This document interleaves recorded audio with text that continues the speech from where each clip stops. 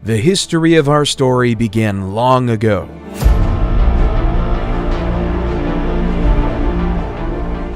At one point in time, around 3 billion years ago, we were floating around as little tiny atoms in the little petri dish of the world. Fast forward to around 6 million years ago, and we see the emergence of the first hominids, the family of primates that include humans. 1.9 million years ago, Homo erectus was the first species to leave Africa and colonize other parts of the world. They had larger brains than their primate ancestors. Around 400,000 years ago, the first evidence of the Neanderthals. Their bodies were adapted to the cold environments of Europe and Western Asia. Their distinctive facial features were some of the most human-like ever seen. Then came us, the only surviving species of the Homo genus. But how did Homo sapiens rise into a global dominance through the mechanism of civilization?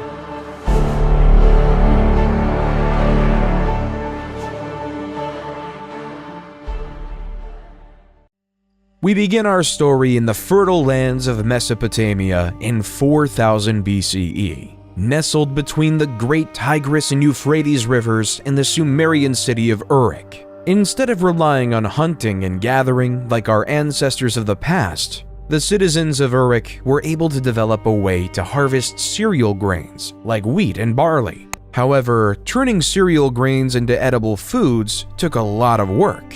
In the beginning, they had to use an invention called a hand mill, which consisted of 2 stones. As the grains were crushed between the 2 stones, the flour was collected in a container and stored for future use. This was the start of something great. This complex, strenuous process was our modern world's first example of agriculture. We no longer depended on hunting animals or picking berries for our food. Rather than using human ingenuity, we can create our own food source. This allowed Uruk to prosper into a place with over 50,000 residents. However, this change did have a change on the human body. The average height of men drastically shrunk from 5'9" to 5'3", and for women they shrunk on average from 5'3" to 5 feet. Instead of being the super athletes we were of the past, we were smaller, less noticeable farmers. People also became landlocked, changing the very essence of what it means to be human.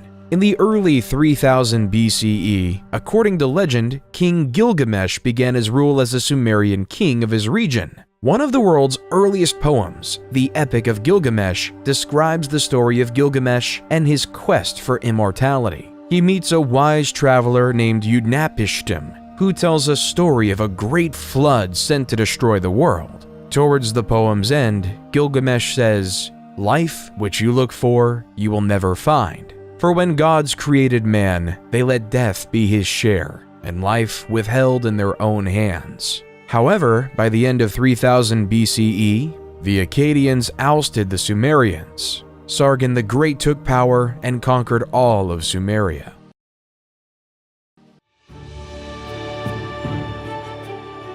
While in the Indus Valley in modern-day Pakistan, a new civilization was growing.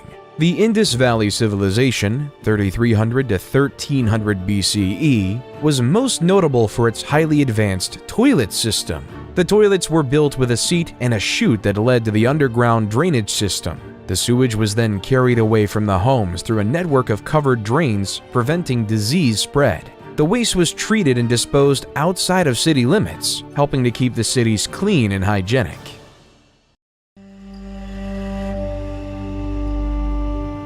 While in Egypt, they were more consumed with building pyramids than basic human plumbing.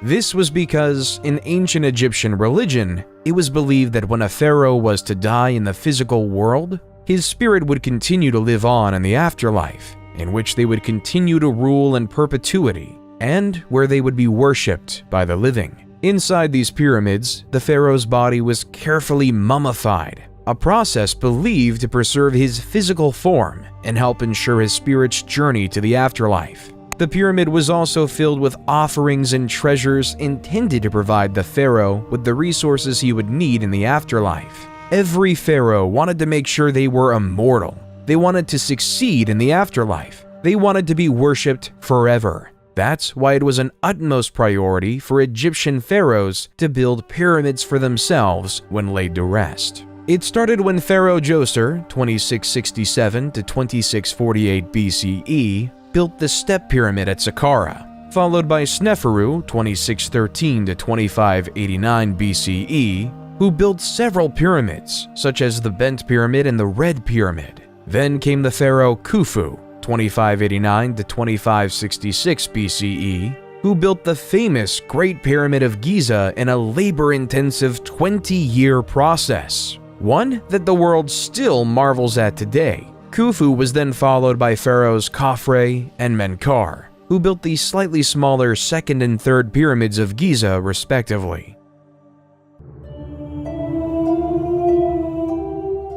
While over in China in the year 2100 BCE, the first Chinese dynasty was upon us. Like the people of Mesopotamia, the Chinese were ever reliant on agriculture, producing rice, wheat, and barley among other crops. However, as legend has it, the Yellow River flooded. These massive floods would destroy all the crops, leading to massive famine and suffering. However, not all was to be lost because Yu the Great was on his way. Yu was so distraught by this problem that he would spend his days traveling up and down the Yellow River. He found ways to divert the rivers by building levees and dikes so that he could regulate the waterways. Then, after 13 years of hard work, the floods could no longer wreak havoc on the land. The people were overjoyed, and Yu was hailed as a savior. That was the start of the first Chinese dynasty, the Jia dynasty. Though the accuracy of this tale is questioned by historians, it does establish an important precedent. The idea is that power ought to follow one's merit. An individual who deserves absolute power shall have absolute power. This idea would shape the world for years to come and cause the people of ancient China to follow him to create the first ever Chinese dynasty.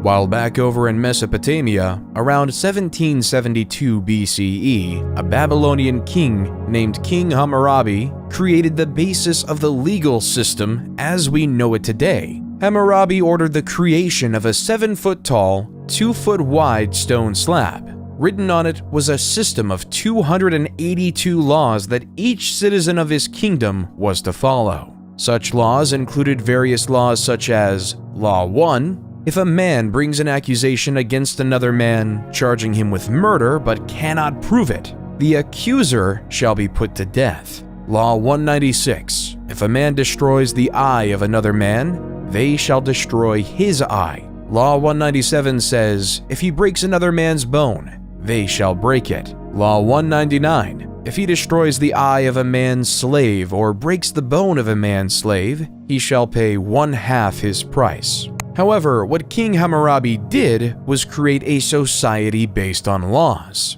He laid out strict laws, placing people into certain castes of life and value. Everyone was worth a different amount based on what class they were in society. There was no illusion of equality in ancient Babylon. Instead, it was pretty clear the value of a noble's bone was worth more than a plebeian's, which in turn was worth more than a slave's. An idea we continue to see throughout history.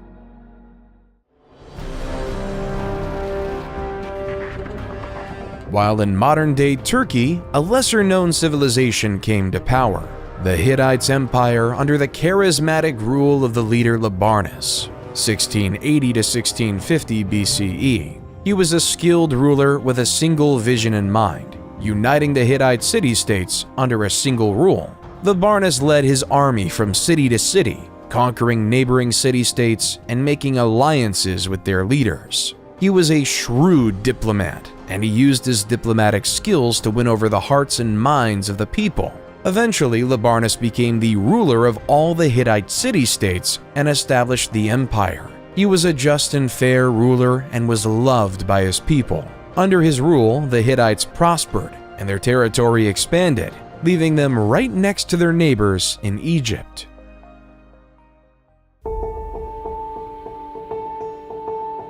while in modern-day Greece, a collection of city-states emerged on the European continent. Mycenaean Greece, 1600 BCE to 1100 BCE, was dominated by an elite warrior society and consisted of a network of palace-centered states that developed rigid hierarchical, political, social, and economic systems. At the head of this society was the king.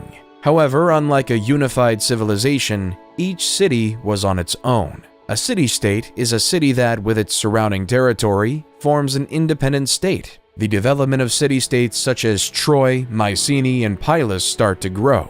The first remnants of the Greek written language, known as Linear B, also started to emerge. The first record of any Indo-European Greek record we have today.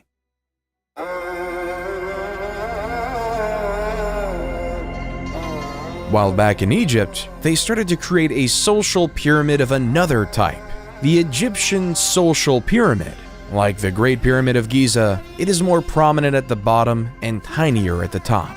At the bottom lays the peasants and the slaves. They were responsible for doing all the manual labor. They worked on the lands. They would spend the day in and day out farming, producing food for all of Egypt. Then, when the season to farm was over for the year, they would work on the pharaoh's massive building projects, literally building the pyramids.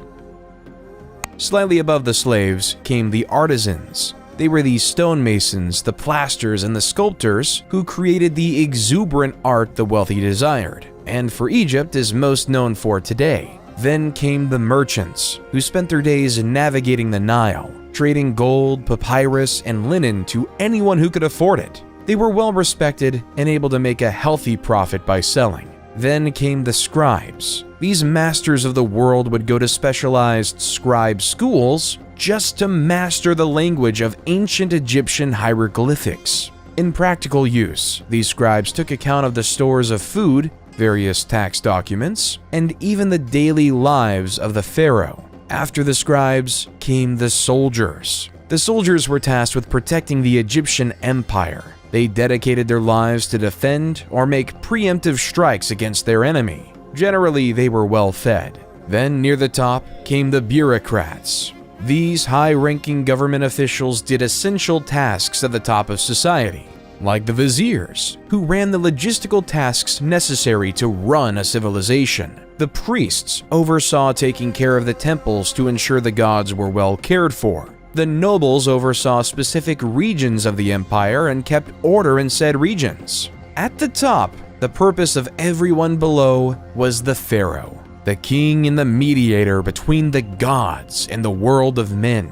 The pharaohs will be known to be supreme, and all must succumb to it. When the pharaoh dies, he will be buried in a pyramid in which he will help eternally rule over the Egyptian empire. Egyptian society was created to serve the pharaoh. Taxes were taken from the farmers for the pharaoh, and artisans made unique crafts for it. The merchants ensured the pharaoh was well supplied with the needed goods. The scribes would follow the pharaoh and record his thoughts. The soldiers made sure his empire was protected. The bureaucrats did the jobs the pharaoh couldn't do, while the pharaoh sat at the top and communicated with the gods. Pharaoh Ramses II, 1279 to 1213 BCE, accomplished many extraordinary things by living in this social system. He orchestrated the construction of the Temple of Abu Simbel, the Ramesseum, and the Temple of Karnak.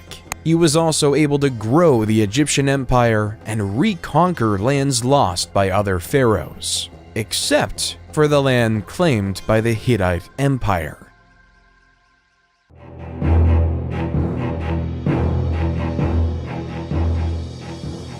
The Hittite king of the time, Mtwali II, 1295 to 1272 BCE, was notorious for ordering his troops to attack his Egyptian neighbors. Following the example of Labarnus, Mtwali wanted to unify the world under Hittite rule. However, Ramses had enough. Other pharaohs in the past have tried to stop the Hittites, but he knew if his empire was to ever succeed, he needed to attack back. His target is the city of Kadesh. Ramses rode in on his chariot with 4 divisions of 20,000 men ready to dominate and kill Mtwali. However, the Hittites already knew of the incoming Egyptian invasion through espionage. They fortified their city with 40,000 of his own men. A war was about to commence. Ramses decided to split up his divisions to force Mutawalli out, but yet Mutawalli never did. A gruesome mistake. Splitting up his forces left him exposed, unable to get an advantage, allowing Mutawalli and the people of Kadesh a chance for victory. Historians believe that all they did was come out from the fortification of Kadesh and trap Ramses II's forces in his army by the river.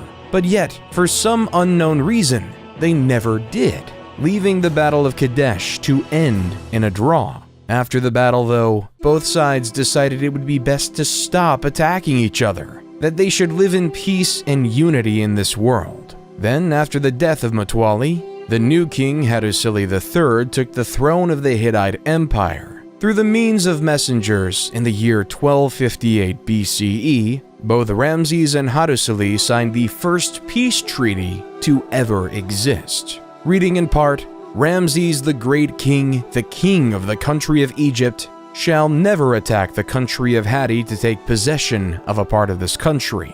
And Hattusili, the great king of the country of Hatti, shall never attack the country of Egypt to take possession of a part of that country.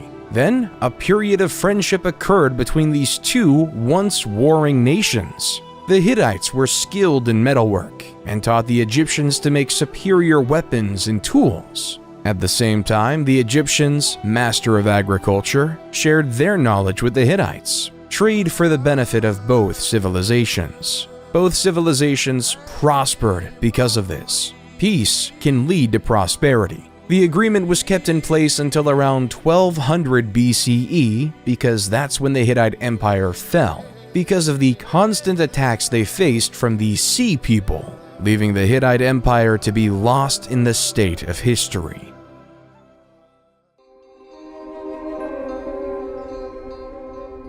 While on a continent far away, the first civilization in the Americas was taking foot in modern-day Mexico. The Olmec civilization, 1200 BCE to 400 BCE, is often considered the mother civilization of Native American civilizations. However, sadly though, not much is known about them, mainly due to their writing in a hieroglyph historians still can't decipher. One of the few remains we have are these 17 colossal stone heads. In Mesoamerican culture, there is this belief that the head alone could contain an individual's emotion, experience, and soul. We may not know their leaders' names like of other civilizations, like Ramses and Hammurabi. When looking through the eyes of a stone head, we can still feel their presence. And in some ways, they remain immortal, enshrined in history, for one day we may learn who they are.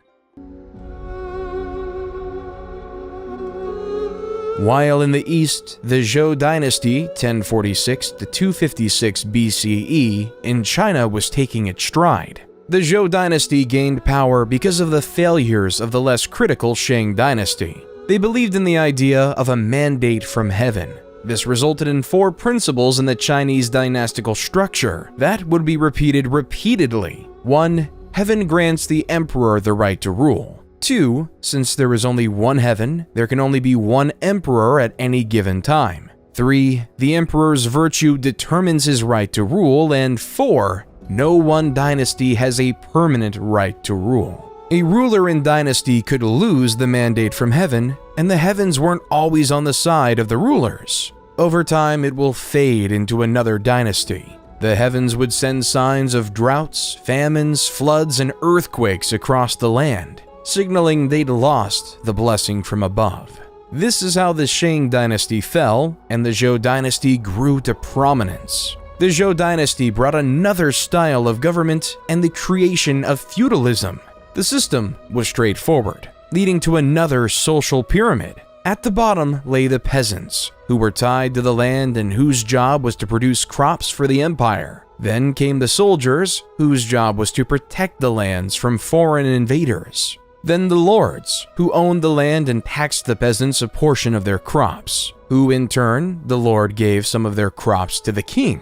The person in charge of the whole empire, the king, would then receive more crops and become very wealthy. All profits go to the king, and all work goes to the masses. Why would anyone just settle for a life of farming day in and day out? There are two reasons for this phenomenon. The first reason was due to necessity. It took many more people to feed an empire and a family back then. And the second reason being philosophy. Towards the end of the Zhou dynasty, the beginning of Eastern philosophy was created. Confucius created a philosophy system justly named Confucianism, which is focused on the importance of respect, loyalty, and responsibility in all relationships in life. A central concept of Confucianism is called Li, which can be translated as rituals, customs, or manners. Li refers to the formal and informal social conventions that guide societal behavior. It is seen as maintaining order and harmony in social relationships, while Lao Tzu created another philosophy called Taoism. The word Tao means the way or the path, and Taoism teaches that individuals should seek to align themselves with the natural flow of the universe, rather than fighting against it. Live your life as peacefully with yourself as possible. And don't worry about external things outside your control. Just focus on your farming. One of the most famous contemporaries from Taoism is the idea of yin and yang, representing complementary and interdependent forces in nature, such as light and dark, hot and cold, or masculine and feminine. Taoism teaches that by balancing these opposing forces, individuals can achieve harmony and fulfillment. Confucianism and Taoism made life bearable for ancient Chinese farmers. But as time progressed, the city-states that occupied ancient Greece grew. Around 800 BCE, the Greek city started to realize that the land they occupied was practically infertile, so to produce an essential staple of grain, they had to import it. Hence why the Greek states had to colonize the world around them. The city-state Miletus, at its height, had over 90 colonies throughout Europe, producing food for the Greeks. At its height, the Greek had set up colonies from modern-day Marseille in France to Rostov-on-Don in Russia. One of these new emerging city-states was Rome. As legend has it, Romulus and Remus were twin brothers abandoned by their parents and placed into the river Tibet. As the basket floated across the river, a female wolf discovered the two orphans and nursed them back to health. When Romulus and Remus became adults, they decided to find a city where the wolf rescued them. However, this created turmoil as both brothers wanted the site to be named after themselves. As Romulus and Remus fought relentlessly, eventually Romulus came up with the final blow and killed Remus, creating Rome in 753 BC. While the Greek city-states might have been colonizing, Cyrus the Great was about to take over an empire. At the time, the Persians were subjugated to the rule of the Medes Empire. According to legend, after his grandson Cyrus was born, King Astyages of Medes had a vivid dream that his little grandson would one day stage a revolt against him. King Astyages knew what to do and ordered his chief advisor to kill the baby. But the chief advisor gave the baby off to a shepherd to be raised instead. However, troubles weren't over for Cyrus. When he was 10, King Astyages found Cyrus. King Astyages wanted to kill him because the dream was very clear. This man will revolt against you. Yet, against his better senses, Cyrus was allowed to live. King Astyages' biggest mistake. When Cyrus was a man, he gathered his army and revolted against his maternal grandfather. The two, but as prophecy had it, Astyages surrendered in 550 BCE. However, Cyrus wasn't done conquering. He conquered Babylon and became the supreme ruler of Mesopotamia and even the Indus Valley civilization. The world was in Cyrus's hand. Cyrus then took over the Greek colony of Ionia in Asia Minor, leading a great Persian empire, and then he died, leaving it all in the air for the next great Persian king, Darius the Great. While back in Greece, various city-states started to gain power, but two were at the forefront: Sparta and Athens. Sparta was a military powerhouse. The famous Spartans believed everything should focus on physical strength and war. When a new young Spartan was born, it would be slaughtered if it didn't look healthy. Boys were taken from their families at a young age and were trained to become soldiers. The brutal training included physical conditioning, weapons training, and harsh living conditions. The entire life of a Spartan was to win a war. Their society reflects it with three main groups. The ruling class consisted of aristocrats who held political power, the free non-citizens who were not allowed to participate in government but were still expected to serve in the military, and the Helots, a group of enslaved people that provided labor for the Spartan state. Life in Sparta was harsh, brutal, and militaristic. While their neighbors up north were experimenting with this idea of democracy, Athenian democracy was a highly complicated mess. There were two branches, the Council of 500 and the Assembly. The Council of 500 was selected randomly by a process known as sortition. Athens itself was made up of 10 different tribes. Each tribe was responsible for providing 50 citizens to serve for 1 year in the Council of 500 via random selection. Each eligible citizen would be given a personalized token. Those tokens were inserted into a particular machine called a clariturion.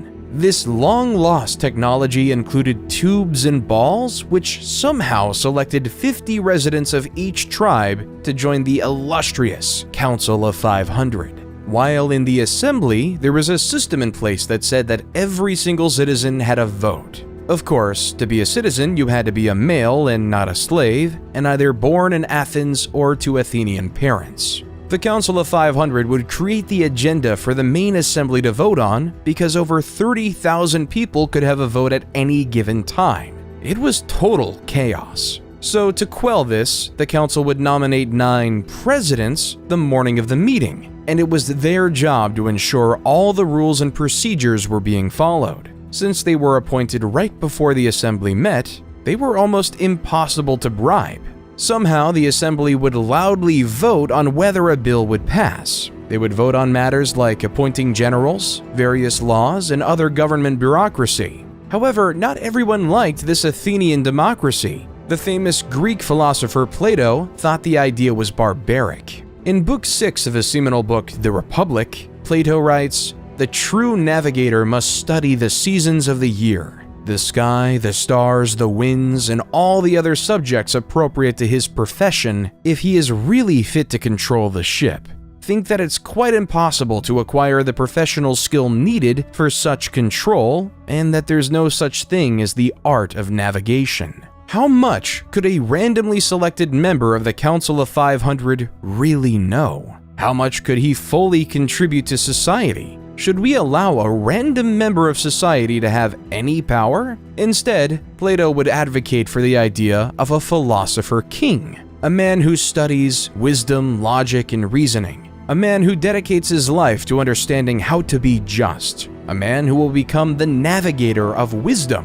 Plato would rather say, the society we have described can never grow into a reality or see the light of day, and there will be no end to the troubles of the states, or indeed, my dear Glaucon, of humanity itself, till philosophers become rulers in this world, or till those we now call kings and rulers really and truly become philosophers, and political power and philosophy thus come into the same hands. There's just one issue with Plato's quote. Every leader thinks they're a philosopher king. Everyone thinks their thoughts are the best. Everyone thinks their ideas are the wisest. From Yu the Great in China, to Labarnus of the Hittite Empire, to Siddhartha Gautama of the Kingdom of Magadha in India. While not so far away, in the Indian Kingdom of Magadha, a spoiled prince named Siddhartha Gautama, 500 BCE, lived in luxury inside a palace. Inside this palace, Siddhartha could have anything he wanted. All the jewels, all the wealth, all the finest goods thrust upon him. His world inside of the palace was a utopia on Earth. There was no want, need, or desire, and it was perfect. Until he went outside his palace compound, the only place he ever knew.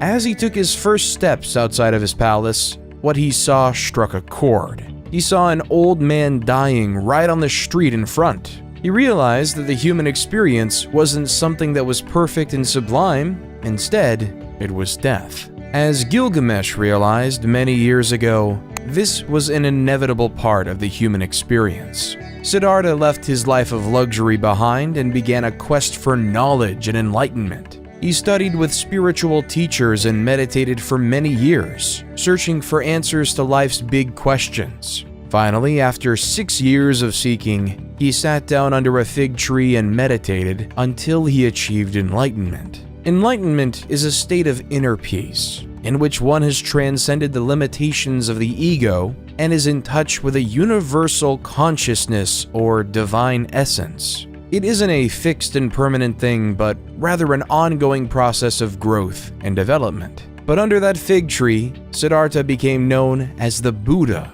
or the Awakened One. He would spend the rest of his life traveling the countryside, becoming close to the Enlightenment.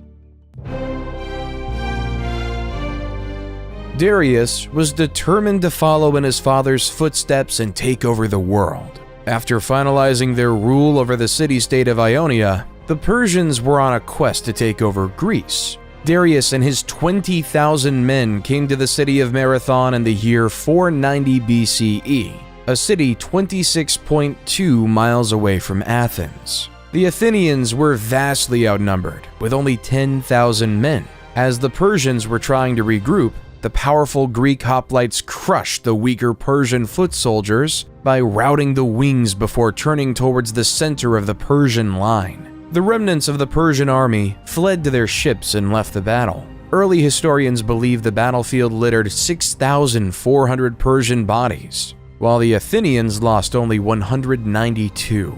So the Persians retreated, and an Athenian messenger named Pheidippides ran the 26.2 miles from Marathon to Athens, exclaiming with joy how the Athenians just beat the mighty Persian Empire. All of Athens went crazy with this fantastic news, hence leading the Pheidippides' historic trek to be sketched into history as the world's first marathon. However, the Persians weren't done, even with Darius I dying of mysterious circumstances. His son, Xerxes I, took over the crown and wanted to complete his grandfather's legacy. In 480 BCE, Xerxes I wanted revenge, so he brought his enormous invasion force of over 100,000 soldiers and was dead set on conquering Greece. Then, at a narrow pass at Thermopylae, the Spartan king Leonidas had his force of 7,000 Spartans maintain the defense. Leonidas knew of his disadvantage and developed a bold and daring plan to defeat the Persians. Rather than waiting for the Persians to attack, Leonidas ordered his soldiers to make a surprise attack on the Persian camp, catching the Persians off guard and disrupting their formation. Despite their success, the Greek army was ultimately overwhelmed by the Persians, who attacked from all sides and eventually broke through the Greek defenses. Leonidas and his soldiers fought with courage and determination. Still, they were ultimately defeated. Then came the Battle of Salamis, where the Greeks could change the tilt of the war in a naval battle between the 500 Persian trireme and 300 Greek trireme. It didn't look good for the Greeks. Still, the great Athenian general, Themistocles, employed his plan to move the Persian fleet into the narrow straits of Salamis and hit the enemy fleet so hard that it had nowhere to retreat. After a massive sea battle, Themistocles won Greece the victory and changed the face of the war. The Persians still had their goal: conquer the Greek city-states. Xerxes had returned to Persia, leaving Persian General Mardonius in charge of the Persian force for most of the significant battle yet. After diplomatic talks ceased, Persia knew they had to attack. As the Persians sent their troops to Plataea, the Greeks knew they had to work together. With 30 various Greek city-states working together, they were able to field a massive 110,000 hoplite army with the primary purpose of defeating Persia, though that was nothing compared to the estimated 150,000-man army of Persia. The battle was fierce and intense, with both sides fighting with ferocity and determination. The Greek hoplites continued to be effective against the Persian cavalry and archers. The Greeks also strategically used the terrain, fighting on a slope that helped offset the Persian numerical advantage. In the end, the Greeks defeated the Persian forces and secured a decisive victory. The Persians suffered heavy losses, and Mardonius was killed in the fighting. The Battle of Plataea marked the end of the Greco-Persian Wars and the Persian threat to Greece.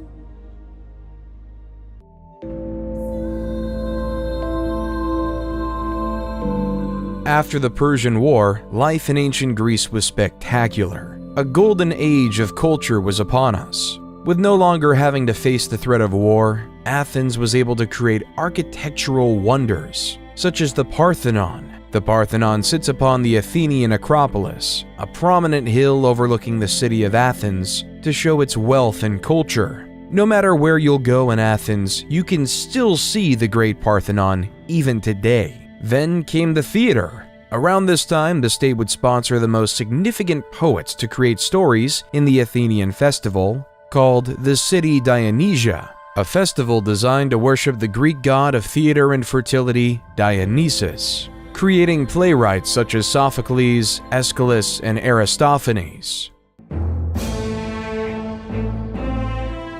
States were hungry for power. Athens was recruiting city-states into their Delian alliance, while Sparta was recruiting city-states into their Peloponnesian alliance. Both Sparta and Athens felt like they should control the city of Korkia, hence why in 434 BCE, war was upon the Greek peninsula, resulting in naval battles such as the Battle of Siblos and the Battle of Pylos. By 421 BCE, a short peace was negotiated. However, this peace would not last, and Athens had their eyes on Sicily. Initially, the expedition was going well. The Athenians established alliances with several Sicilian cities, and won several minor skirmishes against the Sicilian forces. But soon, Alcibiades, one of the greatest naval generals in history, was recalled to Athens to face charges of sacrilege. The Athenian fleet was left without his leadership. In his absence, the expedition began to unravel. The Athenians could not take the city of Syracuse, which had fortified its defenses and was well prepared for a siege. The Sicilians were aided by reinforcements from Sparta, which saw an opportunity to strike a crippling blow against its arch-rival Athens. The Athenians suffered from a lack of supplies and were plagued by disease. At the same time, the Syracusans launched a series of surprise attacks and ambushes. Finally, after months of grueling fighting, the Athenian fleet was destroyed in a decisive battle. Thousands of Athenians were killed, and many more were captured and enslaved. A decade after that, Athens fell to the Spartans. The age of legendary Greece was now over. Both Athens and Sparta were significantly weaker, never to regain the same power they once had, leaving the world ready for a philosopher king to conquer it all.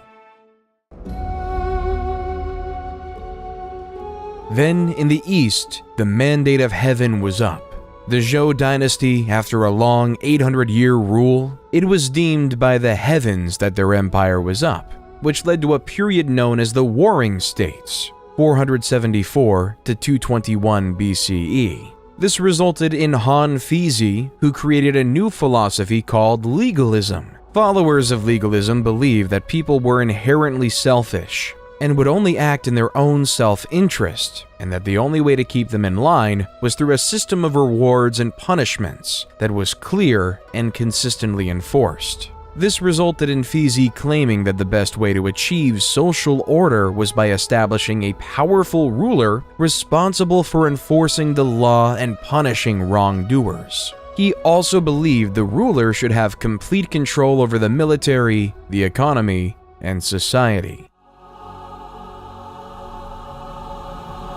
While in the heart of the Oaxaca region of Mexico, the Zapotec civilization started to flourish. The capital city of Monte Alban was being built on a mountaintop overlooking the entire Oaxaca Valley. Perched on the mountaintop overlooking the Valley of Oaxaca, the city was home to a ruling elite who oversaw a hierarchical social structure that included middle-class artisans and lower-class farmers. The people of the Zapotec civilization were known for their innovative agricultural practices, including the cultivation of maize and other crops, which sustained their communities in times of drought and other environmental pressures. They also developed an early writing system, which used a combination of symbols and glyphs to represent words and ideas. They developed an advanced calendar system based on 260-day and 365-day solar cycles. In Greece, during the year 356 BCE, in the city of Pella in the kingdom of Macedon, the greatest commander in history was born. Alexander the Great grew up knowing he would be a leader, and was the son of King Philip II and Queen Olympia. But the teacher was much more impressive. Since he was a kid, Alexander was tutored by Aristotle. Aristotle is the man who is known as the father of logic. He created the fields of biology and taxonomy by introducing a way to think called the scientific method, a method that is still taught in schools to this day. He also wrote extensively about philosophy, ethics, and art, changing the face of the world as we know it today. This is the man who was in charge of teaching Alexander the Great. Alexander was 20 when his father was assassinated, but his excellent education allowed him to take over the rest of the world. After his father died in 336 BCE, Alexander was hell-bent on keeping his family's power. So when the Greek city of Thebes decided to revolt, Alexander and his army marched 240 miles in 14 days. When Thebes refused to surrender, he razed the entire city to the ground, and 6,000 were killed, and the rest were sold into slavery. The rest of the Greek city-states recoiled in fear, allowing Alexander to do as he pleased, leaving for his new target to be Persia and the new Persian king, Darius III. In 333 BC, Alexander faced the Persian army at the Battle of Issus. This significant engagement saw the Persian king Darius III defeated and forced to flee.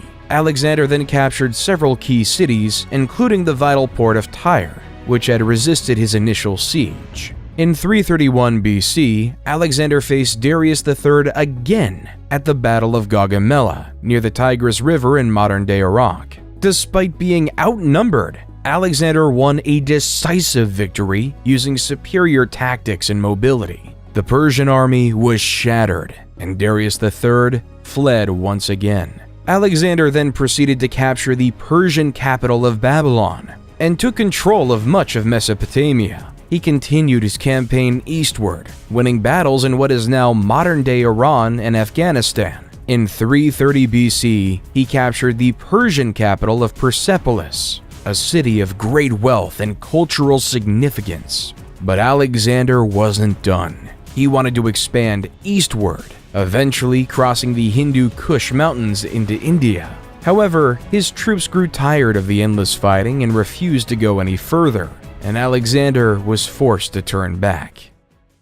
However, after Alexander failed in the Indian subcontinent, a powerhouse emerged in India called the Mauryan Empire. At its height, it spanned over much of India, Pakistan, Bangladesh, and Afghanistan. However, this conquering came at much of a cost for its leader Ashoka the Great. In 261 BC, after the death of his parents, Ashoka decided that his empire needed to expand. In his sights, the kingdom of Kalinga. The war was bloody, the war was fierce. Over 100,000 people died. Ashoka couldn't sleep with himself. He didn't know how to deal with his actions that resulted in so much death. So he turned to the teaching of the Buddha. Under Ashoka's rule, the Mauryan Empire became known for supporting Buddhist teachings and promoting nonviolence. Ashoka issued a series of edicts inscribed on rocks and pillars throughout the empire, that promoted principles such as kindness, respect for all religions,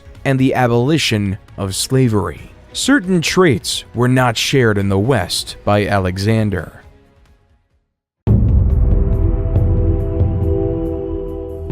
In the West, it was deemed honorable to die in combat, and a hero's death would be remembered forever. A farmer will die in anonymity. Alexander died a few years later in Babylon at the age of 32. Throughout his expedition, Alexander was spreading Greek ideas founded by his once wise teacher, bringing the rise of Greek ideals across the land, starting the seeds of the Western cultures we see today. Once Alexander died, his empire just could not sustain itself. His generals feuded as to who should be the leader of this great empire. Everyone wanted power, yet in fighting, left to waste in oblivion. Eventually, in 323 BC, after senseless wars, the Greek generals divided the world into three major empires: the Ptolemies in Egypt, the Seleucids in the east, and the Antigonids in Greece.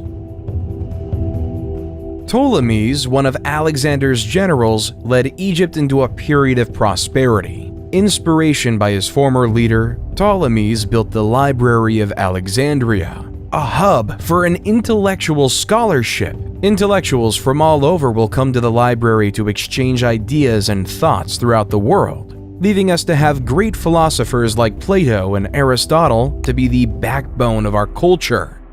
While the general Seleucid was given the keys to the city of Babylon. Babylon at this time was a cultural hub melting Greek, Persian, Indian, and Central Asian cultures. Seleucid, though, preferred Greek ideas and Greek language. The Seleucid Empire was at its height during the reign of King Antiochus III, 223 BC to 187 BC. Under King Antiochus III, the Seleucids encompassed a vast territory from modern-day Turkey to modern-day Pakistan, one of the largest empires on record until the rise of the Romans. While the Antigonids did not have nearly as much success. By the time Antigonids I took power, the Greeks were just a shell of what they once were. The age of the Greeks was behind us. The Ptolemies, the Seleucids, and the Antigonids went astray from the Roman Empire. However, for Rome to rise, it had to face a powerful foe, Carthage. Both Rome and Carthage had a desire for the same city-state, Messina, on the island of Sicily. This would give either civilization a foothold to grab power in the Mediterranean.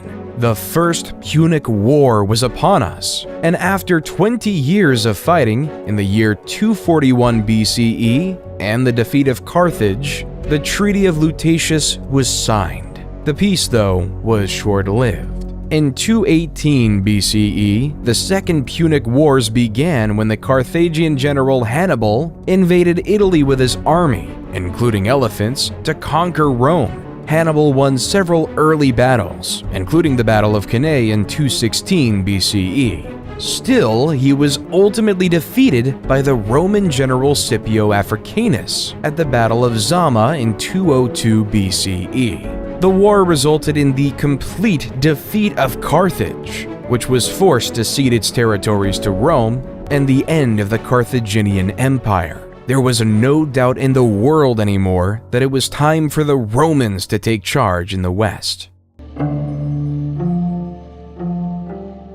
While in the East, after the end of the Warring States period, Qin Shi Huang and the Qin dynasty were an absolute power. 221 BCE to 206 BCE, Qin was determined to turn diverse China into a unified Chinese empire. He divided the lands into 36 command areas supervised by a governor, military commander, and imperial inspector. It was expected that you followed the will of Qin or else you would face harsh penalties. The basic ideas of legalism in action, strong government, harsh laws, and inheriting knowing that humans were necessarily selfish. However, their mandate from heaven ran quite quickly. After Qin Shi Huang's death, China was in turmoil with another dynasty on foot. Liu Bang, leader from 206 to 195 BCE, after leading a revolt against the Qin, was declared emperor of the new Han dynasty. Instead of following the strict legalistic mindset of the Qin, Lu decided to set his empire as a Confucianist paradise. The ideals of moderation, virtue, and piety, as set through Confucianism, were marched throughout the empire, weaving the cocoon of a powerful dynasty. During the Han dynasty, the production of silk was ever increasing, and the idea of profits was in the minds of all. So in 138 BCE, Emperor Han Wu sent an imperial convoy to make contact with cultures of Central Asia and the Mediterranean. Then, after the routes were established, Chinese merchants and traders would bring their silk across the Silk Road to the Middle East and eventually Europe, where it would be sold at high profits, though in the beginning the route was relatively short. Because in 97 BC, Ambassador Kan Ying was sent to Rome with gifts of silk for their empire. However, Kan only got as far as Mesopotamia because he was told by the Parthians, the dominant empire in Iran at the time, that the journey would take years. Little did Kan know that he was misinformed, that the journey would have been relatively shorter, but the Parthians wanted to keep their spot as the middlemen. They did not want China and Rome to have contact with one another, creating a system of three empires smushed right up against each other: Rome in the west, Parthians in the center, and China in the east. Then in 86 BCE, Greece, already being weakened by the conquest of Alexander the Great, was now the target of the Roman Empire.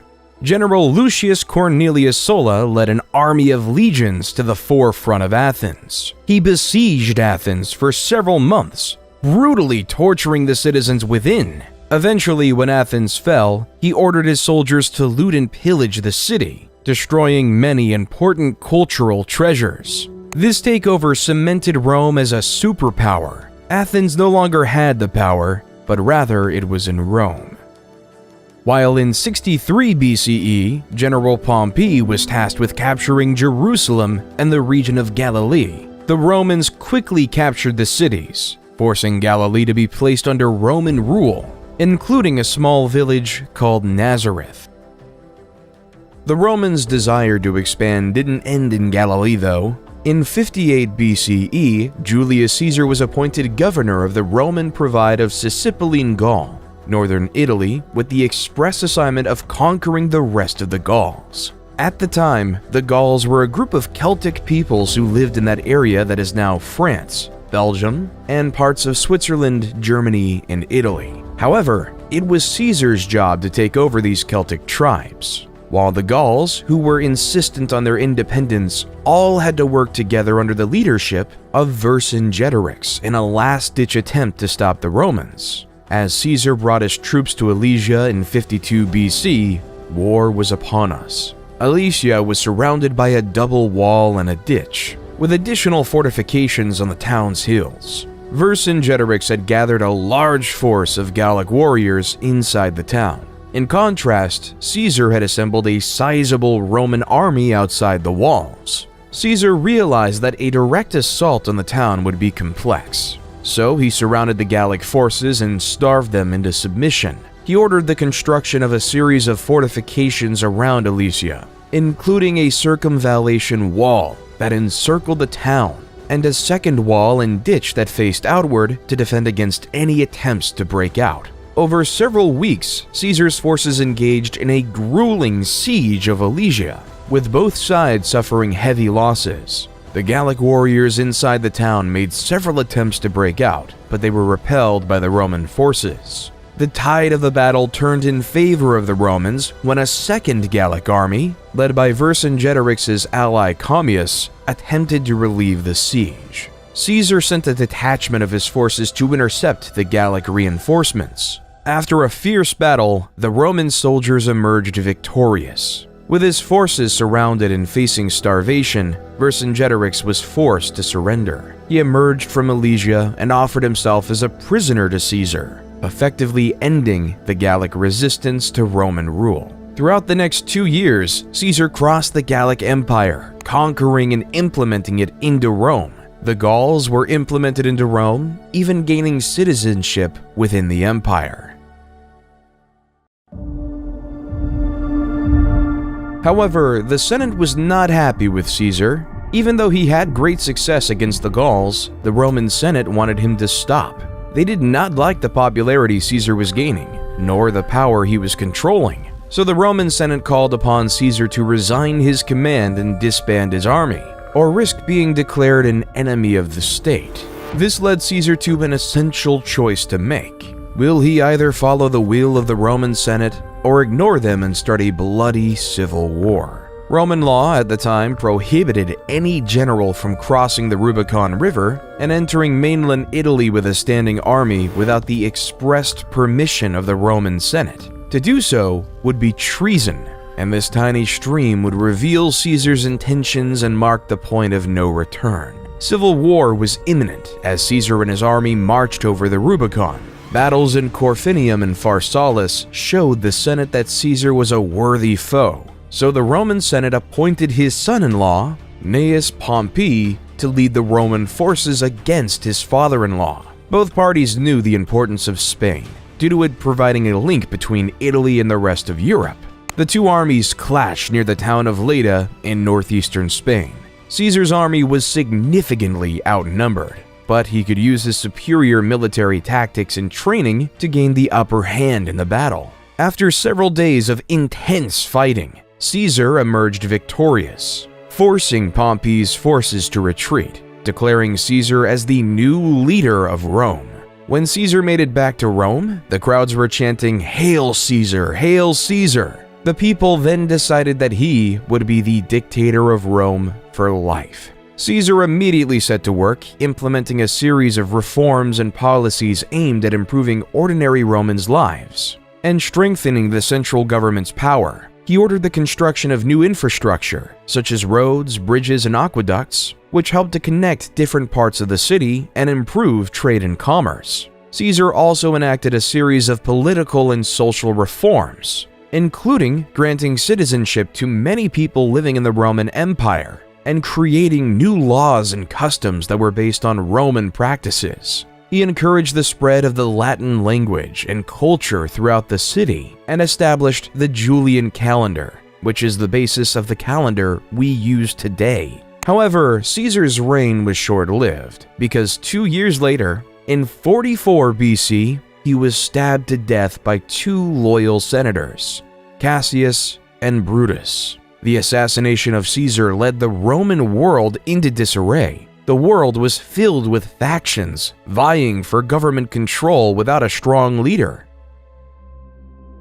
Octavian, Caesar's son, who was 18 then, came to Rome to claim his inheritance and assert his place in the political landscape. He quickly aligned himself with Caesar's loyal lieutenant, Mark Antony. Together, they defeated Caesar's assassins at the Battle of Philippi in 42 BCE. However, tensions soon arose between Octavian and Antony as both men vied for control of the Roman Empire. In 31 BCE, their forces clashed in the naval Battle of Actium, which resulted in Octavian emerging as the clear victor. Antony fled to Egypt with his lover, Cleopatra, and the two committed suicide the following year. With Antony's defeat, Octavian emerged as the undisputed ruler of Rome.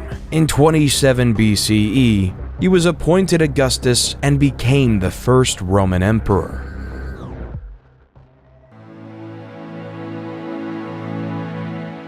During Augustus's reign, a man who would change the world was born in the Roman-occupied city of Bethlehem, Jesus Christ. The Gospel of Luke says, "In those days a decree went out from Caesar Augustus that all the world should be registered.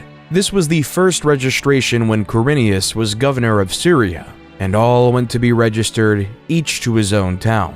Luke 2:1-3. This census was an essential factor in Roman society, because it established the population counts in these various communities, making it possible to tax these various citizens. So the highly pregnant Mary and her betrothed husband Joseph had to travel 90 miles on foot from Nazareth to Bethlehem to complete this legally required Roman census. When they arrived in Bethlehem, many other descendants of the King of David, or members of the Jewish faith, were also going to Bethlehem for the census. They found out that there was no room for them in the inn, so they were forced to take shelter in a stable where Mary gave birth to Jesus. Jesus was later named King of the Jews. After Jesus' birthday and the completion of the census, Mary and Joseph returned to Nazareth with their extraordinary son.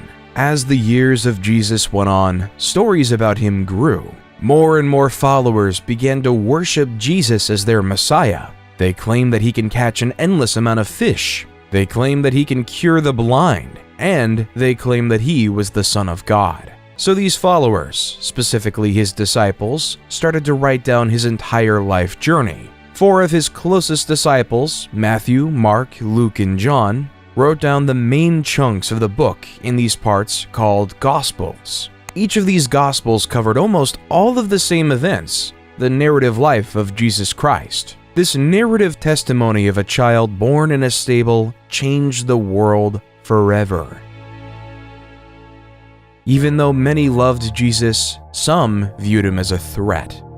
Emperor Tiberius succeeded Augustus and reigned from 14 AD to 37 AD. Tiberius was notorious for his delators, a network of informants rewarded for spying and reporting on suspected traitors and criminals. Criminals reported on by the delators had to face a treason trial, often resulting in executions or forced suicides. His prefect of Judea at the time, Pontius Pilate, was no stranger to the harsh punishment of traitors. As Jesus was influencing more and more people, he became more of a political threat. So, following the guidelines of Emperor Tiberius, Pilate was given no practical political choice other than to execute Jesus on the cross.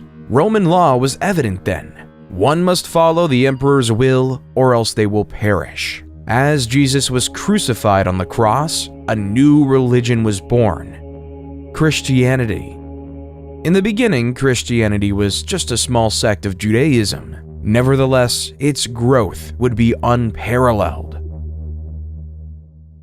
Paul of Taurus would take the word of his chosen Lord across the known world. From Greece to Turkey to Syria, the word of Jesus Christ spread. His missionary tales are now documented in the New Testament as the Book of Acts. The more Paul went to different places, the more followers he gained. On the same token, it created more enemies. The divide between monotheism and polytheism was on the rise. It was beginning to get a lot tougher for Romans to accept a religious population that didn't believe in gods like Mars and Jupiter. So when the Great Fire of Rome occurred in July of 64 AD, Emperor Nero quickly blamed it on the Christians. The Great Fire was an event that destroyed 2/3 of the city of Rome. So, in order to pay for these massive repairs, Nero instituted heavy tributes across the empire. To meet at least a proportion of the costs, Nero also started to print more Roman currency, creating an inflationary effect for the first time in the empire's history. However, the individuals who lived under Roman rule, which wasn't in Rome proper, were upset by this new policy. So, in the holy city of Jerusalem in 66 AD, a revolt was on. At first, the first Jewish revolt succeeded, and the Jewish forces quickly expelled the unprepared Roman army. Then, the rebels gained some traction in the neighboring villages in Galilee. In response, the Roman Emperor Nero sent the general Vespasian to meet the Jewish forces, an endeavor that pushed most rebels into Jerusalem proper by the time Vespasian was proclaimed emperor in 69 CE. Then, around Passover in 70 AD, Vespasian and his forces sieged the city, depleting it of food and water within the walls of Jerusalem. The Jews started to quarrel within, leaving them more vulnerable to attack. By August, the Romans breached the defenses, killed much of the population, and destroyed many of their holy sites. With the Jews decimated, the strength of polytheism lived long. Then, in 98 to 117 AD, under Emperor Trajan, the Roman Empire was able to expand its greatest territorial extent, spanning all the way from modern-day Britain to the Persian Gulf. Roman rule was everywhere.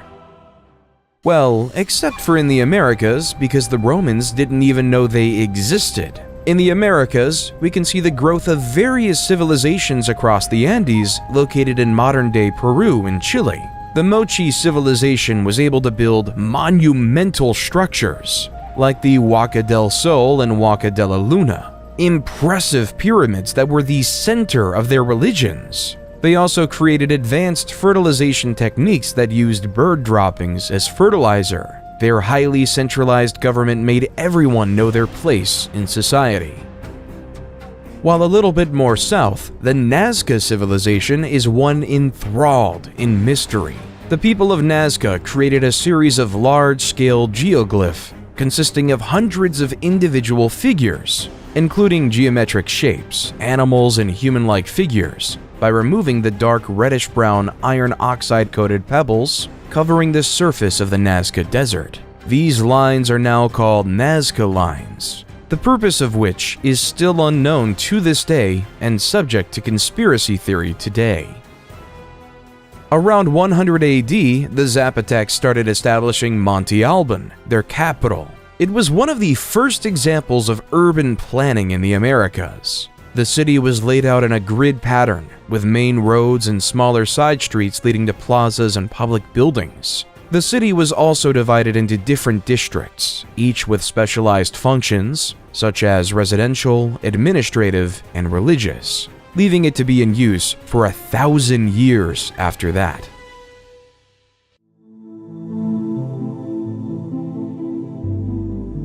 While back in Rome, after the end of Trajan's reign in 117 AD, a new emperor with a purpose was in hand. Hadrian was a man tasked with a near impossible, keeping the massive Roman Empire under one rule. He first had to deal with a crisis with the newly colonized Roman Britain. Like their predecessors in Judea, the Roman Brits did not like being Roman, so they started to cause unrest, and in the eyes of Hadrian, a real threat of revolution was on his mind. So Hadrian had ordered a massive wall, aptly named Hadrian's Wall, which spanned almost coast to coast, keeping it sunk in the conquered people's minds that the Romans were here, staving off revolution in one region. However, in Galilee, things weren't as peaceful. Simon Bar Kokhba led a rebellion of the Jewish people to free themselves from Roman rule. As you see, Rome was developing a new city called Aelia Capitolina over the ruins of Jerusalem from the last revolt, with temples dedicated to polytheistic gods like Jupiter. By 132, Bar Kokhba took the bottle of Nasi, head of state. Many Jews regarded him as the Messiah who would save the Jewish people and restore their independence. Kokhba's troops would storm Aelia Capitolina, almost knocking out entirely the Roman garrison controlling the city. Hadrian, though, would not have it, so he sent a force of 120,000 men to the lands of Judea to conquer and force the Jewish people into submission. As Cassius Dio says in the History of Rome, 50 of their most important outposts and 985 of their most famous villages were razed. 580,000 men were slain in the various raids and battles, and the number of those that perished by famine, disease, and fire was past finding out. Thus, nearly the whole of Judea was made desolate. History of Rome 69.14, 1-2. Rome made it clear that it was not to be taken lightly. While in China, the message was quite different. The ideas of Buddhism were spreading, along with the Chinese philosophies of Confucianism and Taoism, and built a dynasty. These three philosophies worked together to make the Han Dynasty stronger and more united in many ways. While in America, the Mayan architects went across northern Petén and designed a series of short, broad temples with wide staircases flanked by enormous stucco masks. These stucco masks were made of plaster, and some burned and powdered limestone. The Mayans built these stone armatures into elaborate deity faces to capture the soul of the gods and bring it to the people. A temple like the E7 sub, yes, historians name Mayan temples like military submarines, is a pyramid with 16 stucco masks. Each allows us to go deeper into the souls of these deities of the past. In the Middle East, a new empire was emerging with roots in the past. A man named Ardashir claimed to have royal blood that traced all the way back to Cyrus the Great. Ardashir claimed that he should be the true ruler of the Persian Empire, not those frauds of the Parthians. Ardashir was able to unite the various tribes of Persia. In 224 AD, Ardashir I led his forces against the Parthian king Artabanus V in a significant battle at Hormozgan. The Sasanian forces, known for their cavalry, defeated the Parthians and captured Artabanus V. With this victory, Ardashir I declared himself king and established the Sasanian Empire. Ardashir I quickly established a centralized government and built a new capital at Ctesiphon on the Tigris River. He re-established the Zoroastrian religion, which had been suppressed by the Parthians as the empire's official religion. He also built a powerful military machine with skilled cavalry and archers. He began to expand his territory by conquering neighboring regions. As the Parthians were on their way out, so were the Han. The Han dynasty's downfall was marked by political instability, economic problems, external threats, internal rebellions, and power struggles. The weakening of central authority allowed regional warlords to seize power, and the government's attempts to address economic issues were unsuccessful. External threats and rebellions weakened the dynasty even further. A warlord named Cao Pi declared himself emperor and established the Wei dynasty, officially ending the Han dynasty.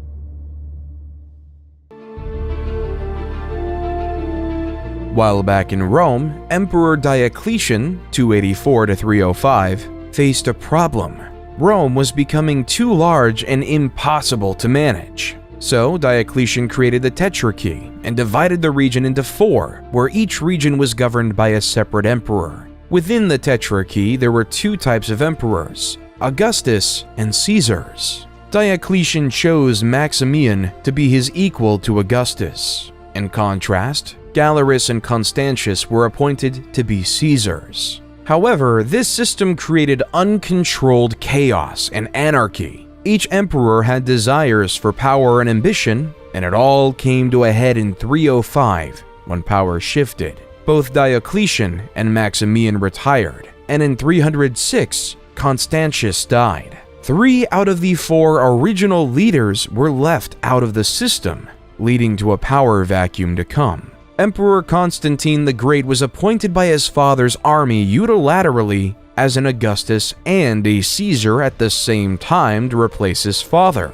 At the same time, Maximin's son Maxentius felt as though he should have been appointed Caesar instead of Valerius Severus. So in 307, Maxentius sent his army and forced Valerius Severus to surrender. Come 308, Galerius appointed Licinius to replace him. So on the west side of Rome, 2 emperors wanted to rule.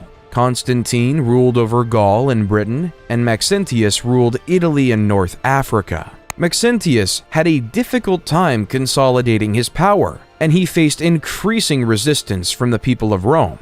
To try and secure his hold on power, Maxentius ordered the construction of a new bridge across the Tiber River near Rome, known as the Milvian Bridge. Constantine saw Maxentius as a threat to his power, so he decided to march on Rome to confront him. As the 2 armies approached each other near the Milvian Bridge, Constantine had a vision of a cross in the sky, with the words, "In this sign, conquer." Some accounts suggest that this vision may have been a dream or a hallucination, while others suggest that it may have been a sign from God.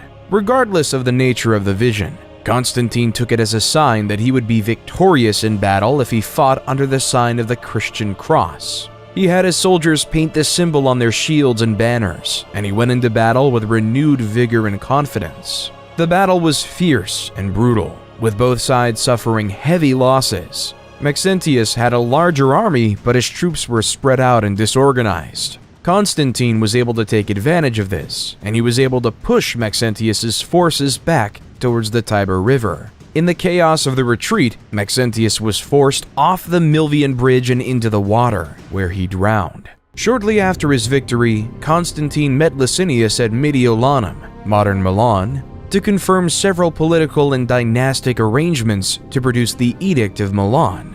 This edict gave power for Eastern Rome to Licinius and Constantine sole power of the West. More importantly though, this document extended religious tolerance for Christians and restored any properties confiscated from them during the persecution. However, the peaceful coexistence of both rulers was short-lived. Though the edict allowed for the safety of Christians, Licinius was still very much a paganist. Their differences started to grow. All came near the city of Chrysopolis in 324 AD, where both armies went and fought. Constantine's military might was on display. He was able to force the Eastern Roman army towards the sea, leaving many to be killed or captured.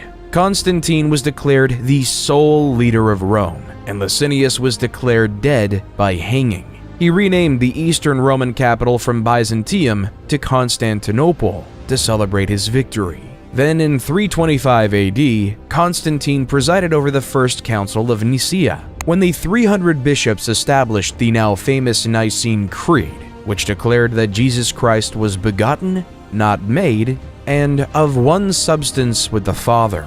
Constantine was finally baptized as a Christian on his deathbed in 337 AD.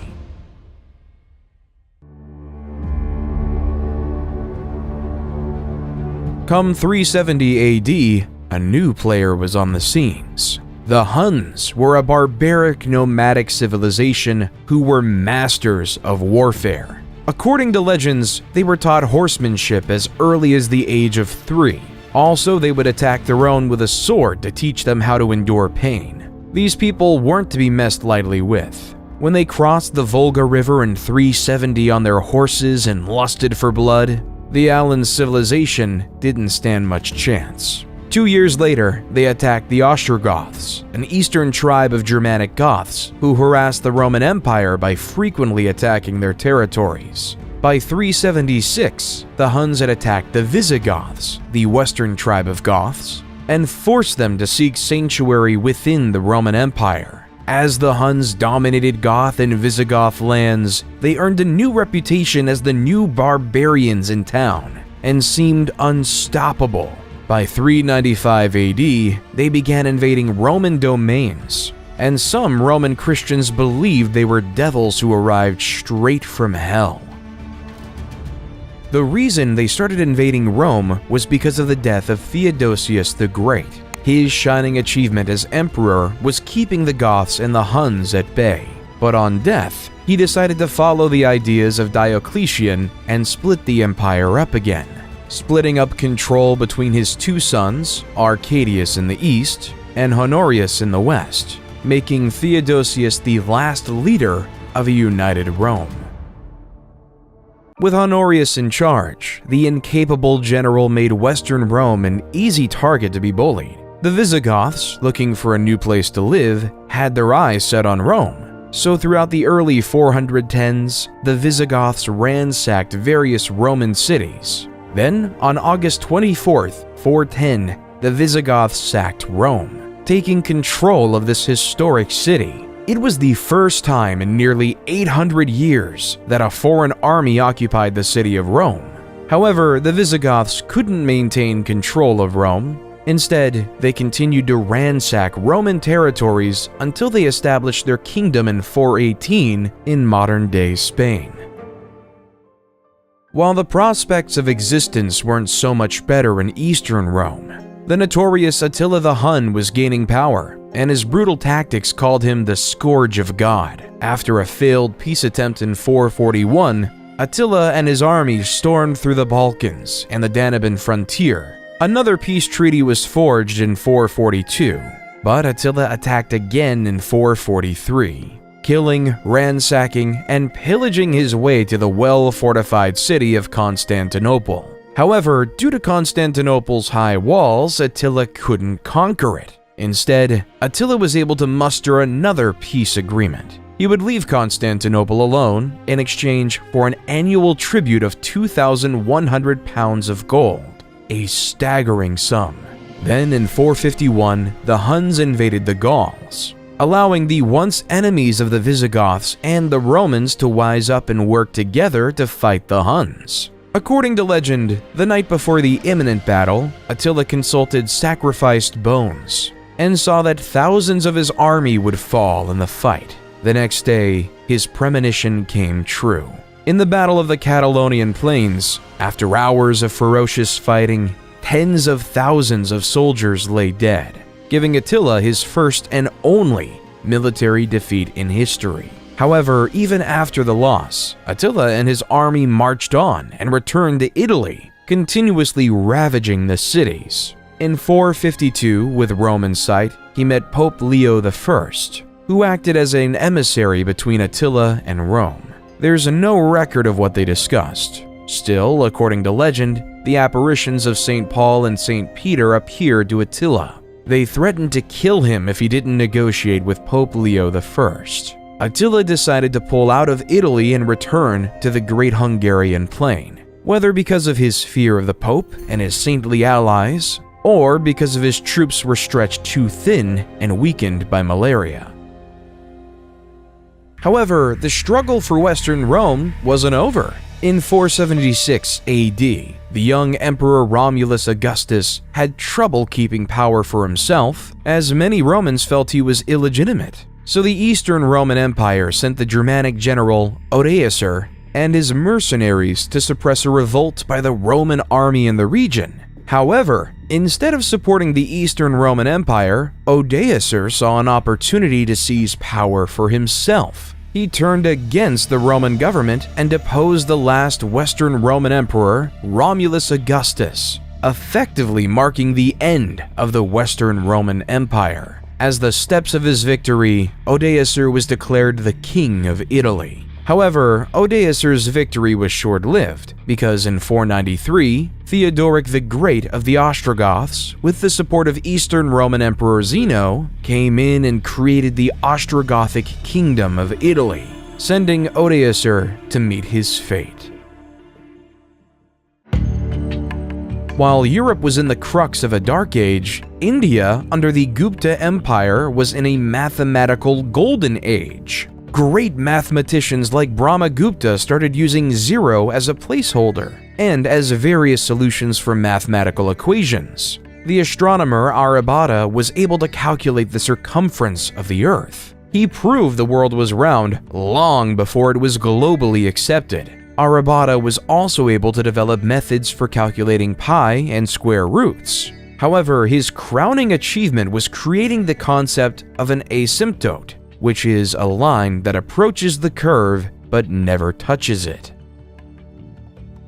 The Franks under Clovis I had been engaged with the Alemanni, another Germanic tribe, and tensions between the two groups were running high. In 496 AD, in the Battle of Tolbiac, Clovis I led his forces into battle against the Alemanni, with both sides eager to gain the upper hand in the ongoing struggle for power and territory. As the Alemanni began to push the Franks to defeat, in a moment of desperation, Clovis called out to the Christian god for assistance, promising to convert to Christianity if he emerged victorious. According to legend, a sudden thunderstorm appeared, and the Franks could regroup and launch a successful counterattack against the Alemanni. The battle ended in a decisive victory for the Franks, and Clovis kept his promise and converted to Christianity, officially cementing Christianity to the forefront and birthing the Frankish kingdom.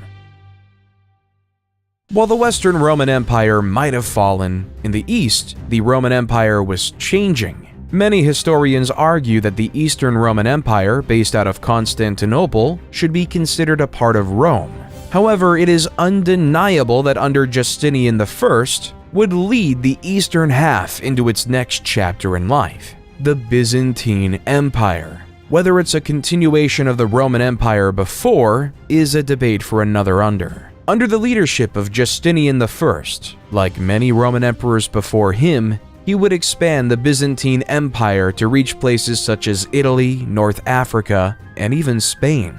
He also commissioned a team of legal scholars to codify all the laws of the Roman Empire, known as the Corpus Juris Civilis, which became the basis of the European laws we know today. He also commissioned the world-renowned Hagia Sophia in Constantinople, where this beautiful cathedral, adorned with intricate mosaics and marble decorations, became the head of the Eastern Orthodox Church.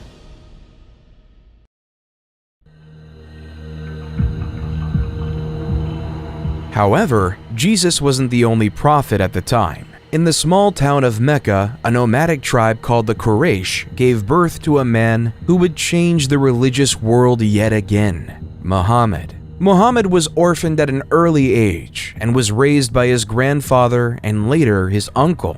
As he grew up, he worked as a merchant, which earned him the nickname Al-Amin, meaning the trustworthy. On one of his pilgrimages in 610, Muhammad meditated in a cave on Mount Jabal Nur. The angel Gabriel appeared and relayed the word of God. Recite in the name of your Lord who creates a man from a clot. Recite, for your Lord is most generous, became the opening verses of Surah, chapter 96 of the Quran. At first, Muhammad was reluctant, not knowing how to disclose this information. However, soon enough, Muhammad began to gather a small following, which was mocked by the pagans of Mecca. However, when Muhammad denounced idol worship, the leader of Mecca knew that he was through. So through the resistance from Mecca, Muhammad and his followers were eventually forced to emigrate to Medina, a city 260 miles away. There, Muhammad was instrumental in ending various civil wars, creating a prosperous Muslim community. Nevertheless, this prosperity would be challenged by the members of Muhammad's old tribe, the Quraysh and their allies, who marched up to Medina with a large army to attack the Muslims. Muhammad devised a plan that they could defend the city if they dug a trench around its perimeter, making it near impossible for enemy forces to penetrate. For several weeks, the Quraysh tried to break through the trench, trying and trying yet again.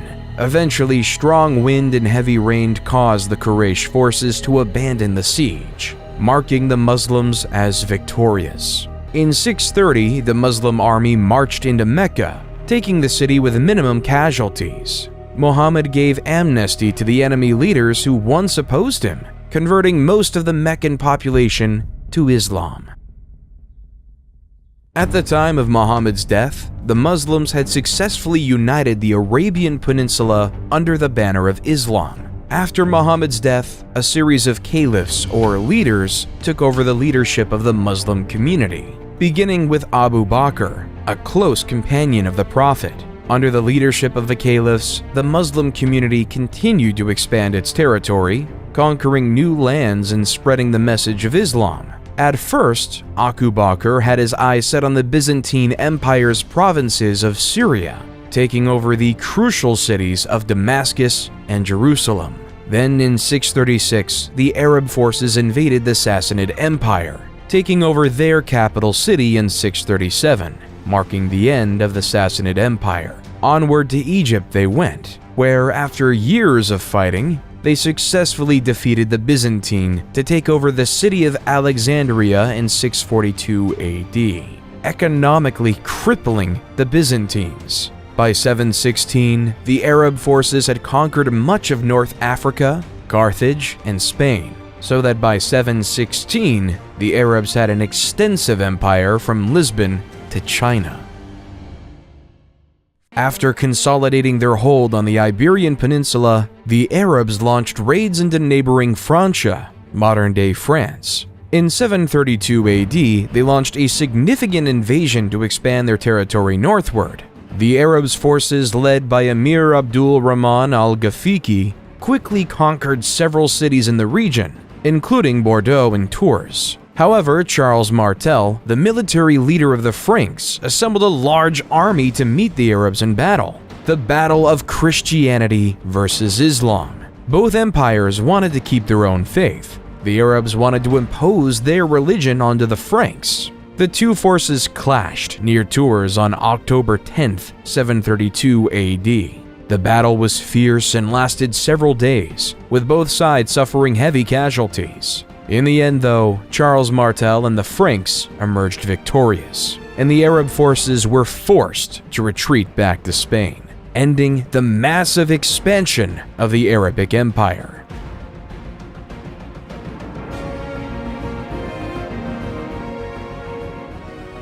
While in the West, the definition of God was war. In China, during the rule of the Tang, religions like Buddhism, Taoism, and Confucianism all coexisted peacefully. A citizen was able to believe what they wanted to believe, leaving for many temples and pagodas to be built across the empire. Also, during the Tang, the height of Chinese poetry was upon us. Poets like Li Po and Du Fu created poems that later became the foundations of Chinese literature. Li Po wrote a poignant poem called Zanzan on the Qingthing Mountain, translated by Sam Hamill. The birds have vanished down the sky, now the last cloud drains away. We sit together, the mountain and me, until only the mountain remains.